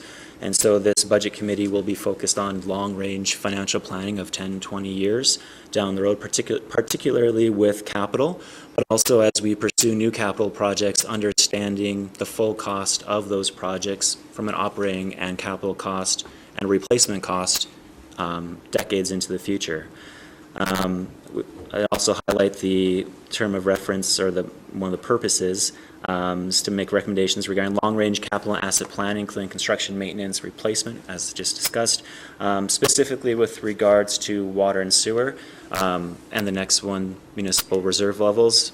Our committee will ensure that we are tracking or ensuring that the reserves, the profits, the surpluses from water and sewer are being reinvested into water and sewer. I mean, I'm sure administration will track that as well, but I think it's important that we understand that we are increasing these rates. We are not increasing property taxes with the explicit purpose of investing into our water and sewer infrastructure, and so we will track that and monitor it on a long-range basis. And just more broadly speaking, I mean, the purpose of this committee is to dig deeper. And so council is intimately involved in the budget setting process, but there is a lot there. And to the extent that our committee of 4 can work with administration to dig deeper, to think long range, to think about all the things and ask all the questions that we possibly can, I think it has tremendous value, and that's why we set up the committee. And so, when we in our initial meeting, we discussed all of that, but we also discussed how we want to make our budget setting process transparent and accountable, consistent with the budget or the transparency and accountability policy that was passed in August. And so one of the things that our committee will be working on very soon and prior to the final budget is ensuring that we have a good public engagement model going forward to get the information from the public, the wants and needs and desires of the public involved in our budget setting, which you alluded to that we would be doing that engagement as well. So with that, I would just say that I think we have a very good set of terms of reference. I think we have a good budget committee, and I'm hopeful to see what we can accomplish. Thank you. Anyone else like to elaborate on that? Is town manager written all over him? So we have the motion before us, so I'll ask the question. All in favor? That is carried. 6.7 Economic Development Committee Bylaw, again 2017-14-C. Again, this was regarding council, so I will just move or ask if there's anyone like to make a motion on this item. Councillor Wheeler. Thank you. I move that council give first reading to proposed Economic Development Committee Bylaw 2017-14-C as presented. All right. So just before I ask for any questions or comments, I'll just put my little piece in there regarding economic development. And I think as mayor and council, we've all expressed a high priority in economic development for our community. And I think that's something that we do on a daily basis regardless. We are all the face of our community, and we try to sell our community to the residents and to non-residents. And so I think being actively involved in this is a step in the right direction, and something that we should be a part of. So any questions or comments from council? Oh, Councillor Wheeler? Thank you. In terms of point 8 and point 12, I understand that they're under different, like one talks about the composition and one is the procedure, but I wasn't sure, because they're conflicting, if anyone else read it the way I did. So 8 says the committee's composition in this bylaw will be reviewed on a yearly basis after the organizational meeting of town council is held. And then 12 says prior to the annual organization, the committee shall review this bylaw annually and make recommendations for amendments to town council for approval by town council. Mr. David? I appreciate the Deputy Mayor's question. In drafting this, legal counsel brought their advice as well. They were not looked at necessarily the same things. Under the composition of the committee, it was a recognition that annually, before the annual organizational meeting of council, that the committee should take a look, particularly as what was considered in terms of the chair and whether or not all members of council, that was the approach that would want to be taken. And if so, it would not require any proposed changes to council. If after a year of operation, a different determination was made about the composition of the committee as referenced under Clause 8, and perhaps a different, not all of council members, but fewer members, that would be allowed or enabled. So a deliberate decision and undertaking of the committee prior to the annual organization. In terms of the procedures and why Clause 12 is listed under that, that would be seen as a different aspect about how the committee is operating, given the fact that this is being done by bylaw that gives certain authorities to the committee as delegated to it by council. Is that also what the committee is happy with? Are there any adjustments or refinements needed to be? But that may be done after the annual review and after the determination of a year's worth of operations, roughly. So they were kind of framed, I can certainly understand how you could read those in conflict, but they were framed that way because they were designed to put two very different purposes on composition and operations. Any other comments or questions? So we have the motion ahead of us. We'll ask the question. All in favor? Thank you very much, Mr. Councillor Ballas, for your... That is carried. 6.8 Winterfest addition to town insurance. Wait, Mr. Mayor? Just before you move on, did council wish to consider more than one reading of this bylaw today? If so, you may want to just ask if there is interest in proceeding. Sorry, yes. Is there someone like to make a motion for a second reading? Councillor Gumana. I would like to make a motion to that council give second reading to proposed Economic Development Committee bylaw 2017-14-C as presented. Okay. Any comments or discussions on that? So, all in favor? Is there anyone that would like to make a motion to consider third reading? Councillor Butts. I move that council consider giving third and final reading to proposed Economic Development Committee bylaw 2017-14C as presented. Any discussions on that? All in favor? That is carried unanimously. So we can ask if someone would like to make a motion for third and final reading. Councillor Wheeler. Thank you. I move that council give third and final reading to proposed Economic Development Committee bylaw 2017-14C as presented. All right. Any discussion or comments? All in favor? That is passed. Geez, got ahead of myself there. we move on to 6.8, which is the Winterfest addition to town insurance. Councillor Dodds, would you like to make a motion on this?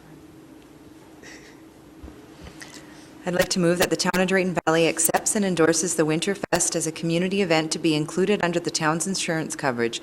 This would limit costs associated with special event insurance, which would otherwise be required. All right, thank you. Any comments or discussion? All in favor? All right. We will now take a short break and reconvene at 10:50.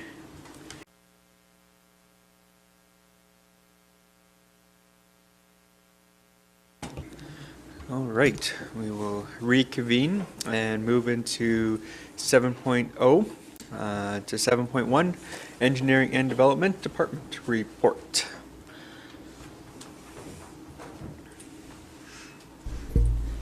Good morning, Worship and Council.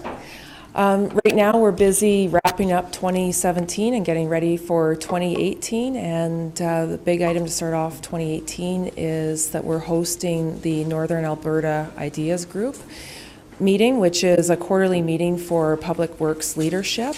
And it'll be hosted at the CETC with a tour of the water treatment plant as well. And that's it. All right, thank you very much. Is there any comments, questions, discussion, council? I guess not. Well, thank you very much. Move on to 7.2, Community Services and FCSS. Annette. Thank you, Mr. Mayor, Council. I do have quite a few things to report on, so I'll try to be brief with each of these. But just want to mention about the termination of the contract that we have with the Family Day Home Agency. Happy to say that the provincial government has granted the contract to a local provider. So the agency is being transferred over to a private individual within our community underneath the name of Dragonfly Day Home Agency. So really happy to hear that. And also I know that our center will continue to work closely with that center with respect to ensuring quality child care continues within the community. As mentioned before, it's been an easy transition. We will continue to make sure that transition continues to proceed very smoothly, and the day home providers have been excellent in this whole process and have certainly recognized and appreciated the efforts of our center with the transition work that they are doing. So congratulations to Dragonfly. We have had just in the past week, a visit by Occupational Health and Safety within the Omniplex. This does not come as a surprise. We know that following the incident in the Fernie Arena that we would be seeing some measures within Occupational Health and Safety to take a look at arenas with respect to ammonia systems, as of course we do operate an ammonia system within the Omniplex. Spent a few hours with the officers from Occupational Health and Safety, but they were very happy with what they did see in terms of the measures that we have been taking and the implementation of the different procedures that we have within the Omniplex with respect to not only just the ammonia system, but also with everything, because they walked through the entire facility. But of course, there are new measures that are coming up and always have to be instituted. So administration will need to be assuring that the appropriate resources are allocated to stay in compliance with new measures and existing measures.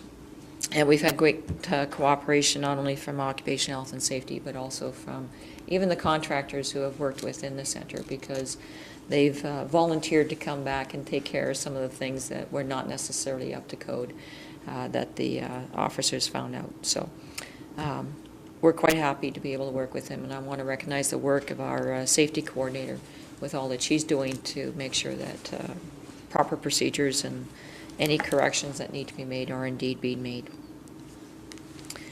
Again, just a notice out to the community that with the closing of the community center, programming, of course, now is we're successfully transferring some of those programs over to existing community organizations. Some of them, of course, have been very popular, so we're hoping that we can find homes for a lot of those programs. And while we have success with some, there are still some that we're working on with different organizations within the community. Just letting people know in terms of the Omniplex, a few things. One, the Nerf Wars is going to be set up during the school break, so if youth and kids are wanting something to do, or adults looking to take revenge on somebody, I don't know, it's the Christmas bash, I guess. The Nerf Wars will be set up in the Omniplex during the spring break. This next one, I know the community is well aware of what happened this past week with respect to the Santa's Gate. I can assure the community that there is nobody more sorry about this error that occurred than the Omniplex staff. However, a special envoy has been sent up to the North Pole, and we've asked Santa to come back.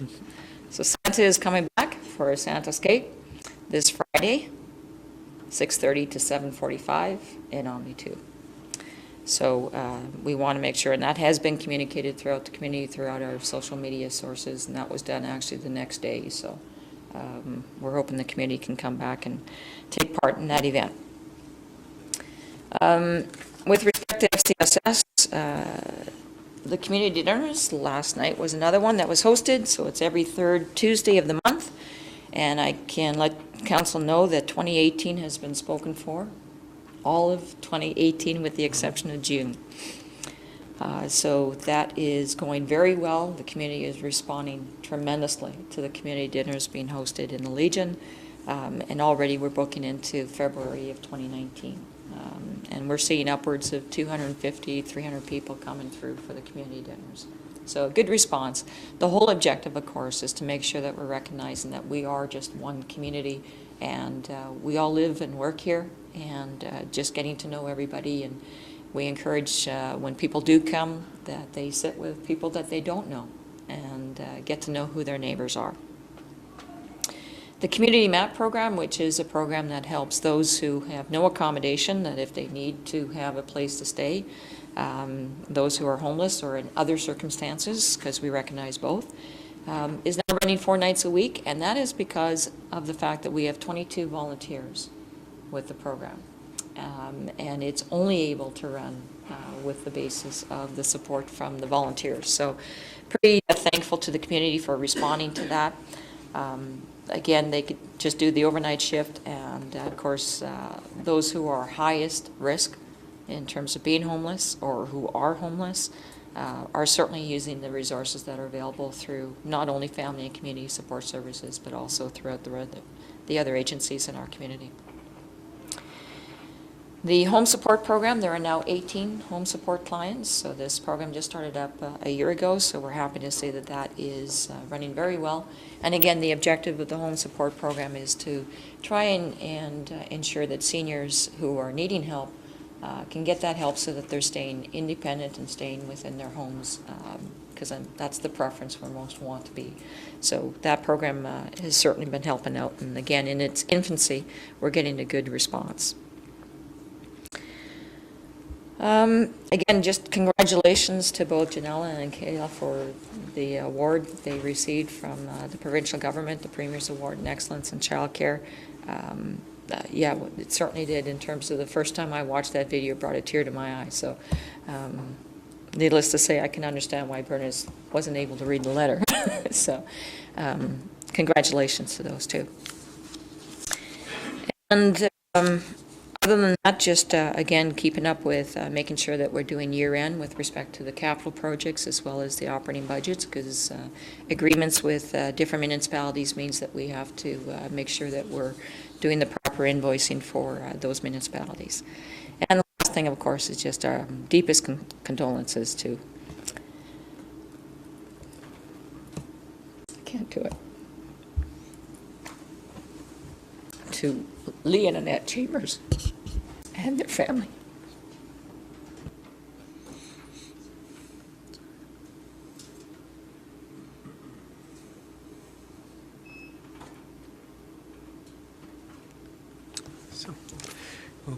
Thank you for that. Annette. Yes, I think everyone on council here, I'm sure, is aware of the tragedy that happened this past weekend with the Chambers family, and we all have our deepest condolences, and our prayers go out to that family as they deal with that, and we hope for the best with them moving forward. So, but with that, we will move on to emergency services, 7.3. Thank you, Mr. Mayor and Council.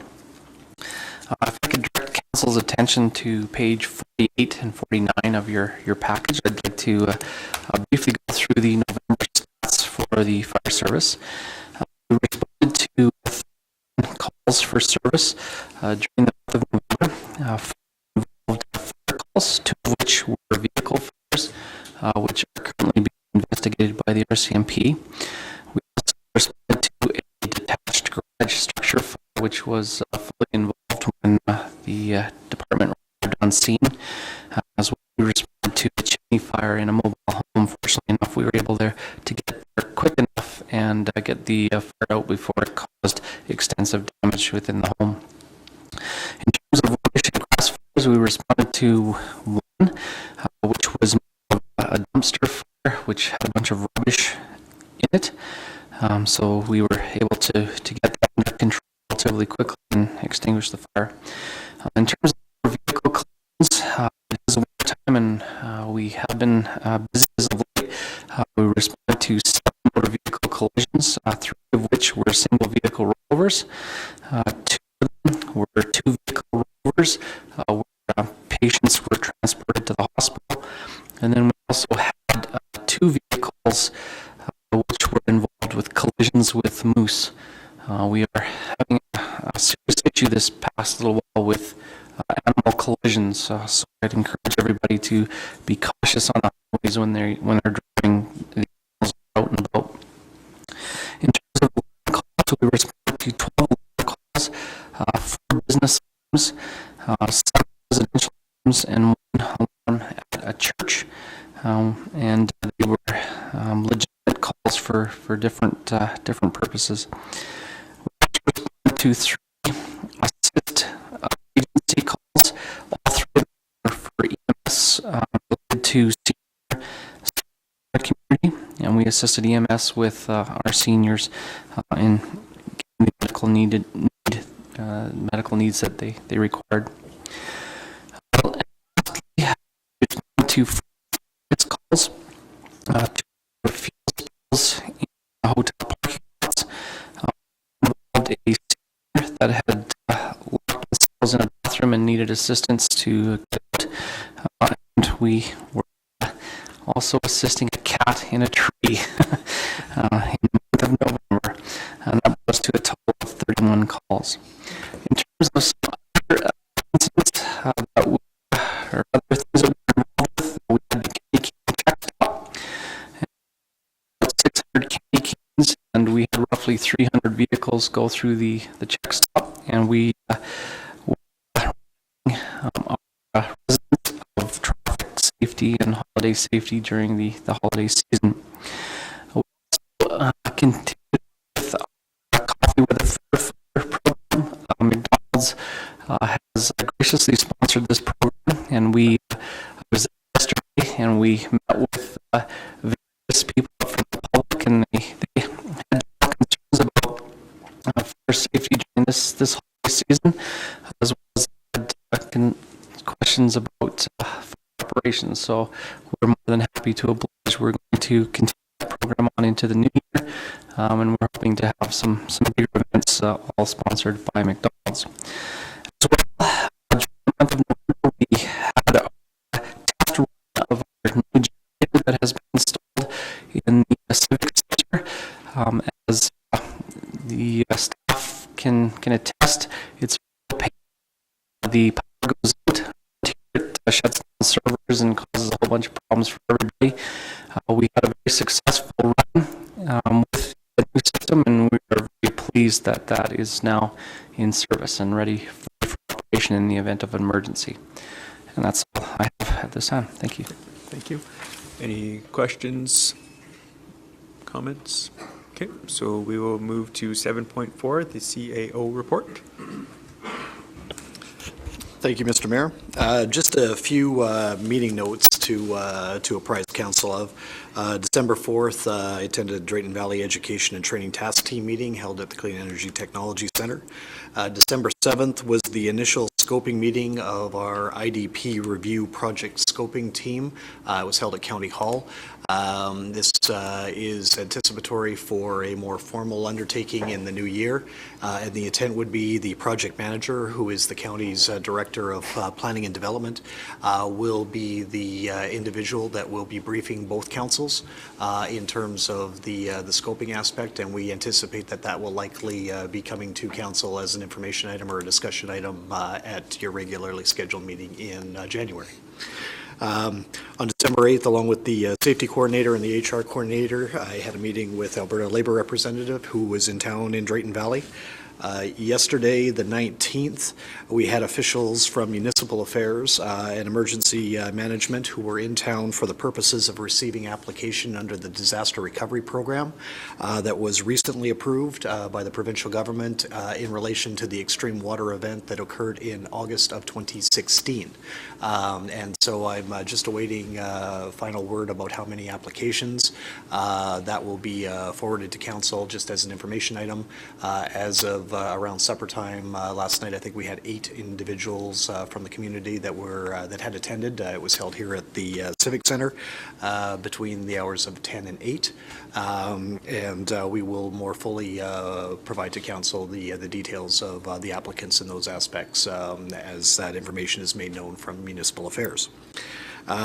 Today, this afternoon, I will be meeting with the union executive just in terms of a more detailed briefing of today's interim budget and about some of the other contents as it relates to programs, staffing, but also just to advise, as I did with council, some of the uncertainties that still exist between now and the final budget, and just maintain a dialogue with the union as we move forward. We are also in, as I mentioned, a period of collective bargaining, but we just want to be very deliberate with the union executive about maintaining different operational tables versus the collective bargaining process and tables, which are very distinct and separate. With the holiday season, the Civic Center will be open next week between the 27th and 29th. I and a smaller contingent of staff than usual will be ensuring that any community needs are still being met. And of course, we will have all the operators and professional staff we need for any on-call matters and the constant operations of the town that don't recognize statutory holidays or other such festivities over the holiday season. But with that, and other than just further to the comments that Annette had made and yourself, Your Worship, all of staff does extend our heartfelt condolences to the Chambers family. The funeral for their daughters, we understand, is a week this Friday on the 29th, and there are some members of senior administration that will be absent that day to attend the funeral in Rocky Mountain House. And so with that, I just want to, on behalf of all of staff, to yourselves as member of councils, wish you all a very Merry Christmas, a restful and joyous holiday season with your families, friends, and others, and we look forward to resuming in the new year. All the best. Thank you. So 8.0 council reports, so we'll start at 8.1, Councillor Ballas. Thank you. Thank you. On 4th of December, we had a meeting with the Drayton Valley Community Foundation. It was basically their regular meeting and annual general meeting with plans of the possibility of them exploring outside their borders. And it's a very interesting concept to get other communities involved. And they're exploring that idea, and I think it's a great idea. Joint committee meeting we had with the county on the 5th of December. Thought it was very beneficial for both jurisdictions, and further joint meetings are planned. Most of the month of December was taken up with budget deliberations. and I think they were very constructive. We had a good group of people. I think there's going to be administration is going to have to make some hard decisions, and council is going to have to support those decisions. And I think this was expressed while we were out there campaigning about fiscal responsibility. On the final note, I would just like to wish everyone a very Merry Christmas and a happy and prosperous New Year. Thank you. Thank you. 8.2, Councillor Peebles. Thank you, Your Worship. On November 29th, I attended the Hemp Holiday Social.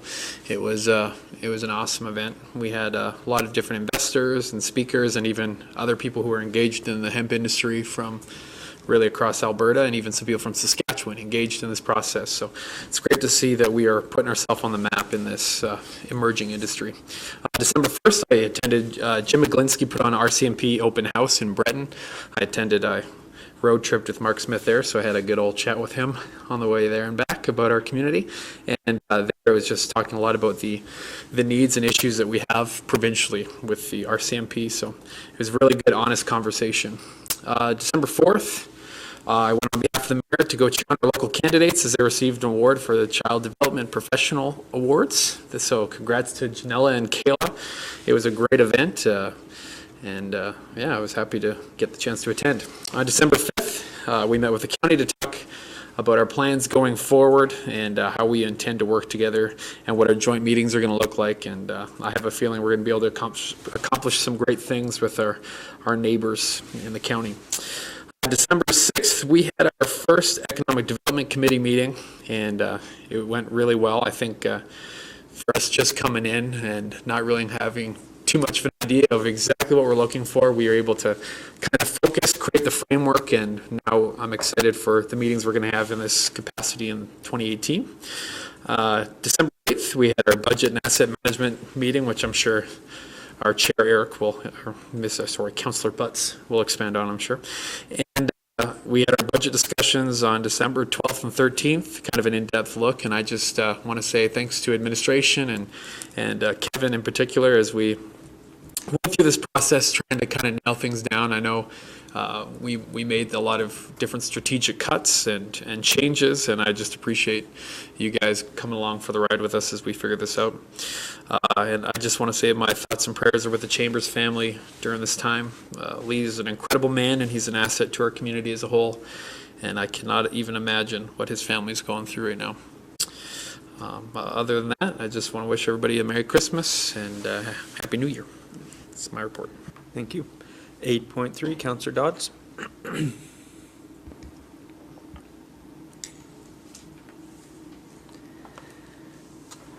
I'll start with on December 20th, sorry, not December 20th, that would be today. November 30th, I attended the Pembina Synergy Committee meeting. It was a smaller group of attendees compared to the past meetings, so some of the discussion items were postponed until January. There was some good news to hear that a few of the companies will be hiring contractors in the new year. While other companies on the drilling side are going through a hiring crunch at this time, and they're having a hard time finding employees to return to the oil field. There was a presentation from AER on IDA, the Integrated Decision Approach, and there was discussion for a workshop in the new year for a renewables session. Then on December 5th, we had a joint council strategy meeting with Brazeau County. Both Brazeau County and the town of Drayton Valley took the opportunity to meet together and discuss the next 4 years. We're looking at working together to promote our region and find new ways to fund projects jointly. We may be two municipalities, but we are one community that is genuinely interested in building a better quality of life for our residents. We also had numerous budget meetings this month, and I want to thank everybody for that. December 6th was the Sustainability and Waste Management Committee. We reviewed the draft terms of the reference and discussed the review of our sustainability plan in 2018.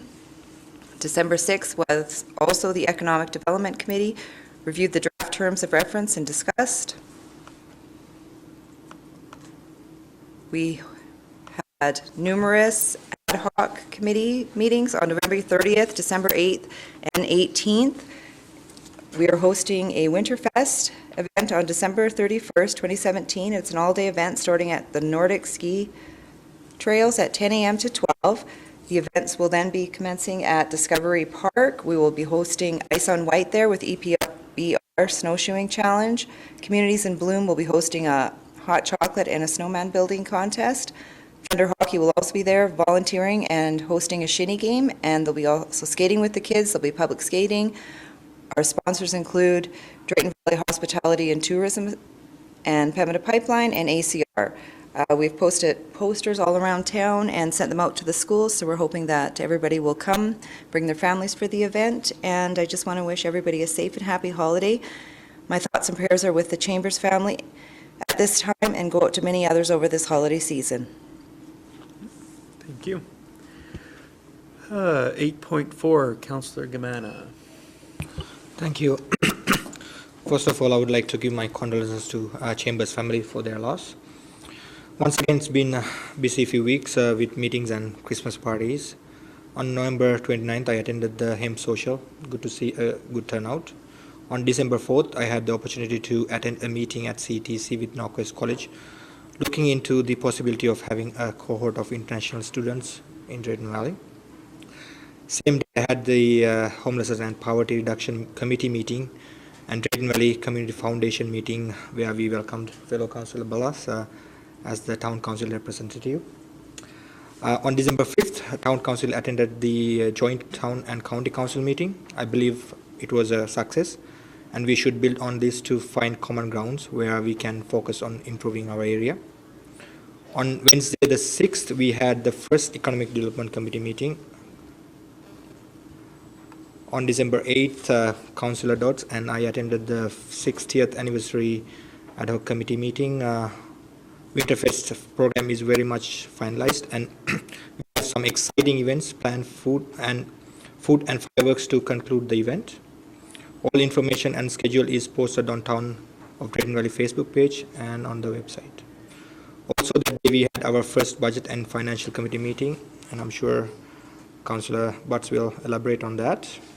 On December 9th, I had the privilege of attending the town Christmas party and had the opportunity to mingle with amazing individuals who work hard to make our town better. On December 15th, we had the Drayton Valley Multicultural Association Christmas party. 70 plus people showed up. We had great food, games, and music. It was great to see so many cultures celebrating Christmas in unison. I had the opportunity to go through Candy Cane Check Stop, got some goodies for my son. Thank you for all the organizers for that. Also had a great meal at community dinner yesterday evening. Thank you for Super 8 for sponsoring it this month. And this is the last council meeting before Christmas and New Year. So I would like to wish council, town staff, and whole community a Merry Christmas and a Happy New Year. May all your wishes come true in year 2018. Thank you. Thank you. 8.5, Councillor Wheeler. Thank you. It has definitely been busy with budget and a lot of the other committee meetings that have already been mentioned. I'll just highlight a few. The Aurora School had their science showcase that I attended, and the students are working on waste problems, but they also have to do solutions. So solutions that can apply to them or the school or at home with their families, and some of them are quite innovative. And some of them already tie into some of the programs that we're starting to offer, so it's a great interaction if anyone else ever gets a chance to go and see what the kids are doing, and for them to hear that adults are just as interested. They're extremely passionate about waste and recycling and which is which. So yeah, it was great to see. I attended the Healthy Communities Coalition meeting, and they work as a collective. There's about 27 agencies that all attend our meeting, and then they have subcommittees, which is where they do a lot of their work. And so one of their subcommittees is with Dr. Unger, and they're working on part 2 of their project right now. So they're creating the survey that they'll be looking for youth age 18 to 25 is what focus area they're looking at. So if anyone has any youth around that they would like to share the information with or pass the survey along, please let me know. For their community dinners, oh yes, you mentioned that they're covered all through 2018 except for June. So if anyone is looking to host a community dinner, you can just volunteer, or there's a sponsorship part, either one or both. They're up for grabs. They're still looking at the diversity that they're getting with 235 people at the peak is insane amount of people to be just coming out and engaging with the community, and everyone there is really happy just to be there. There's no other purpose, so it's nice to see. They are working on a grant. They've applied for a half-time harm reduction position that would work for the community. The first 3 months, they'd be looking at doing a community scan and then providing direct services for harm reduction in terms of needle exchange, safe use education, sexual health pieces, working with targeted populations like seniors or prenatals that are kind of in those extra categories that don't necessarily get specialized help that they need. So, and then starting their community conversations on cannabis. So they're offering facilitator training to anyone, and we currently have at least 3 people who have signed up to go to really kind of gather people, but to actually just share facts and information about what is out there and what's happening, but also so that people can feel comfortable just having the conversations to discuss it or to ask questions. It's going to be a very important and changing piece of legislation, I think, for a lot of people, and that we're really able to have those conversations and facilitate them is really important. So, and there is a training session going on. I didn't write down the name. One of the counselors spoke about it from the county, that they're going into Spruce Grove, looking on a liaisoning with First Nations on January 24th. And I thought that sounded interesting. Mark was going to share the link so I can share with everyone if anyone else is interested. Other than that, I wish everyone a very Merry Christmas and a Happy New Year, and we'll see you in a few weeks. Thank you. 8.6, Councillor Butts.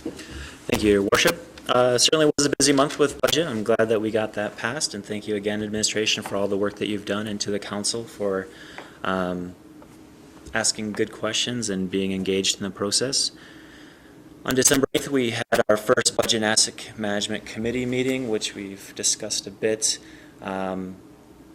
So the purpose was to discuss the terms of reference, to review what administration had provided us, and we added a little bit to it, but it's fairly broad and encompassing all areas of budget and asset management. But I would just reiterate that, as I said in decision item 6.6, that our focus is on focusing on the details and digging deeper and finding to get more understanding and detail for all the financial aspects of the town's budget, so that we can be a bridge between administration and council, because council has many other priorities besides budget, even though budget is a highly significant one. And by having a subset of the councillors, which, since it's a new group or a new committee, having that subset of councillors allows us to look closer, to discuss more informally with administration the various budget matters that we have to deal with as a council. And further to that, as we discussed throughout the campaign, all of us, our committee is dedicated to ensuring we are engaging the public in the budget process. I think that's critical for transparency, for accountability, and to get the feedback that we need from the community to make good decisions. Because everyone here is involved. It's administration, council, and the public, so that we can all move forward together. December 1st, we had an organizational meeting for Brazil Foundation. December 15th, we had our budget meeting. I'm happy to say that the Brazil Foundation is holding its requisition to the same as last year, so a 0% increase. No thanks to me, but great thanks to Stella Keller and Laura Delasal. They did a great deal of work in order to make the budget work, to keep costs in line with their organization. It's a pretty broad organization. So I look forward to seeing how that progresses. On December 11th, we had a board meeting for FCSS. It's a new board for the most part. There was quite a bit of turnover. There's a new chair now, which is nice. And we went through the various aspects of FCSS, reviewed the bylaws to get those updated, because they're well past due, and awarded grant money. So certainly there, we're trying to keep a keen eye on the money that's going out, and that's getting good value. And there's about $40,000 left, I believe, to go to future projects this year from the FCSS grant money. So I'm sure we'll be working hard to get that advertised to the public. So with that, I'll just say I wish everyone a Merry Christmas and a Happy New Year. And I want to extend my deepest condolences to the Chambers family for their unimaginable loss. All right. Thank you, Mr. Butts. Last but not least, I guess myself. So it's been a very busy month again, learning what it's like to be the mayor. And so we started off at the beginning of the month with, as Corey mentioned, the Hemp Holiday Social. Very encouraging to see the amount of people at that group or at that meeting, and the fact I didn't recognize about 80% of them. It's not just the same people being recycled through. There's actually some genuine interest being brought up in the hemp industry. A meeting with the county council, I think, was fairly positive. We do have some meetings scheduled for the near future, and I'm very interested to see what we can build on and what we can bring to both Brazeau County and the town of Drayton Valley. I've been spending a lot of time kind of traveling the countryside, talking to various groups on the CETC, and what I'm hearing from most organizations, it kind of tends to circle back to the opportunities in education.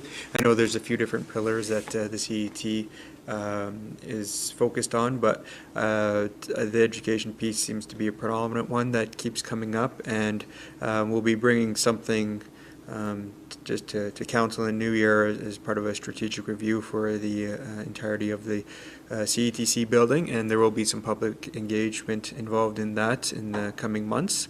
So that will be an exciting process.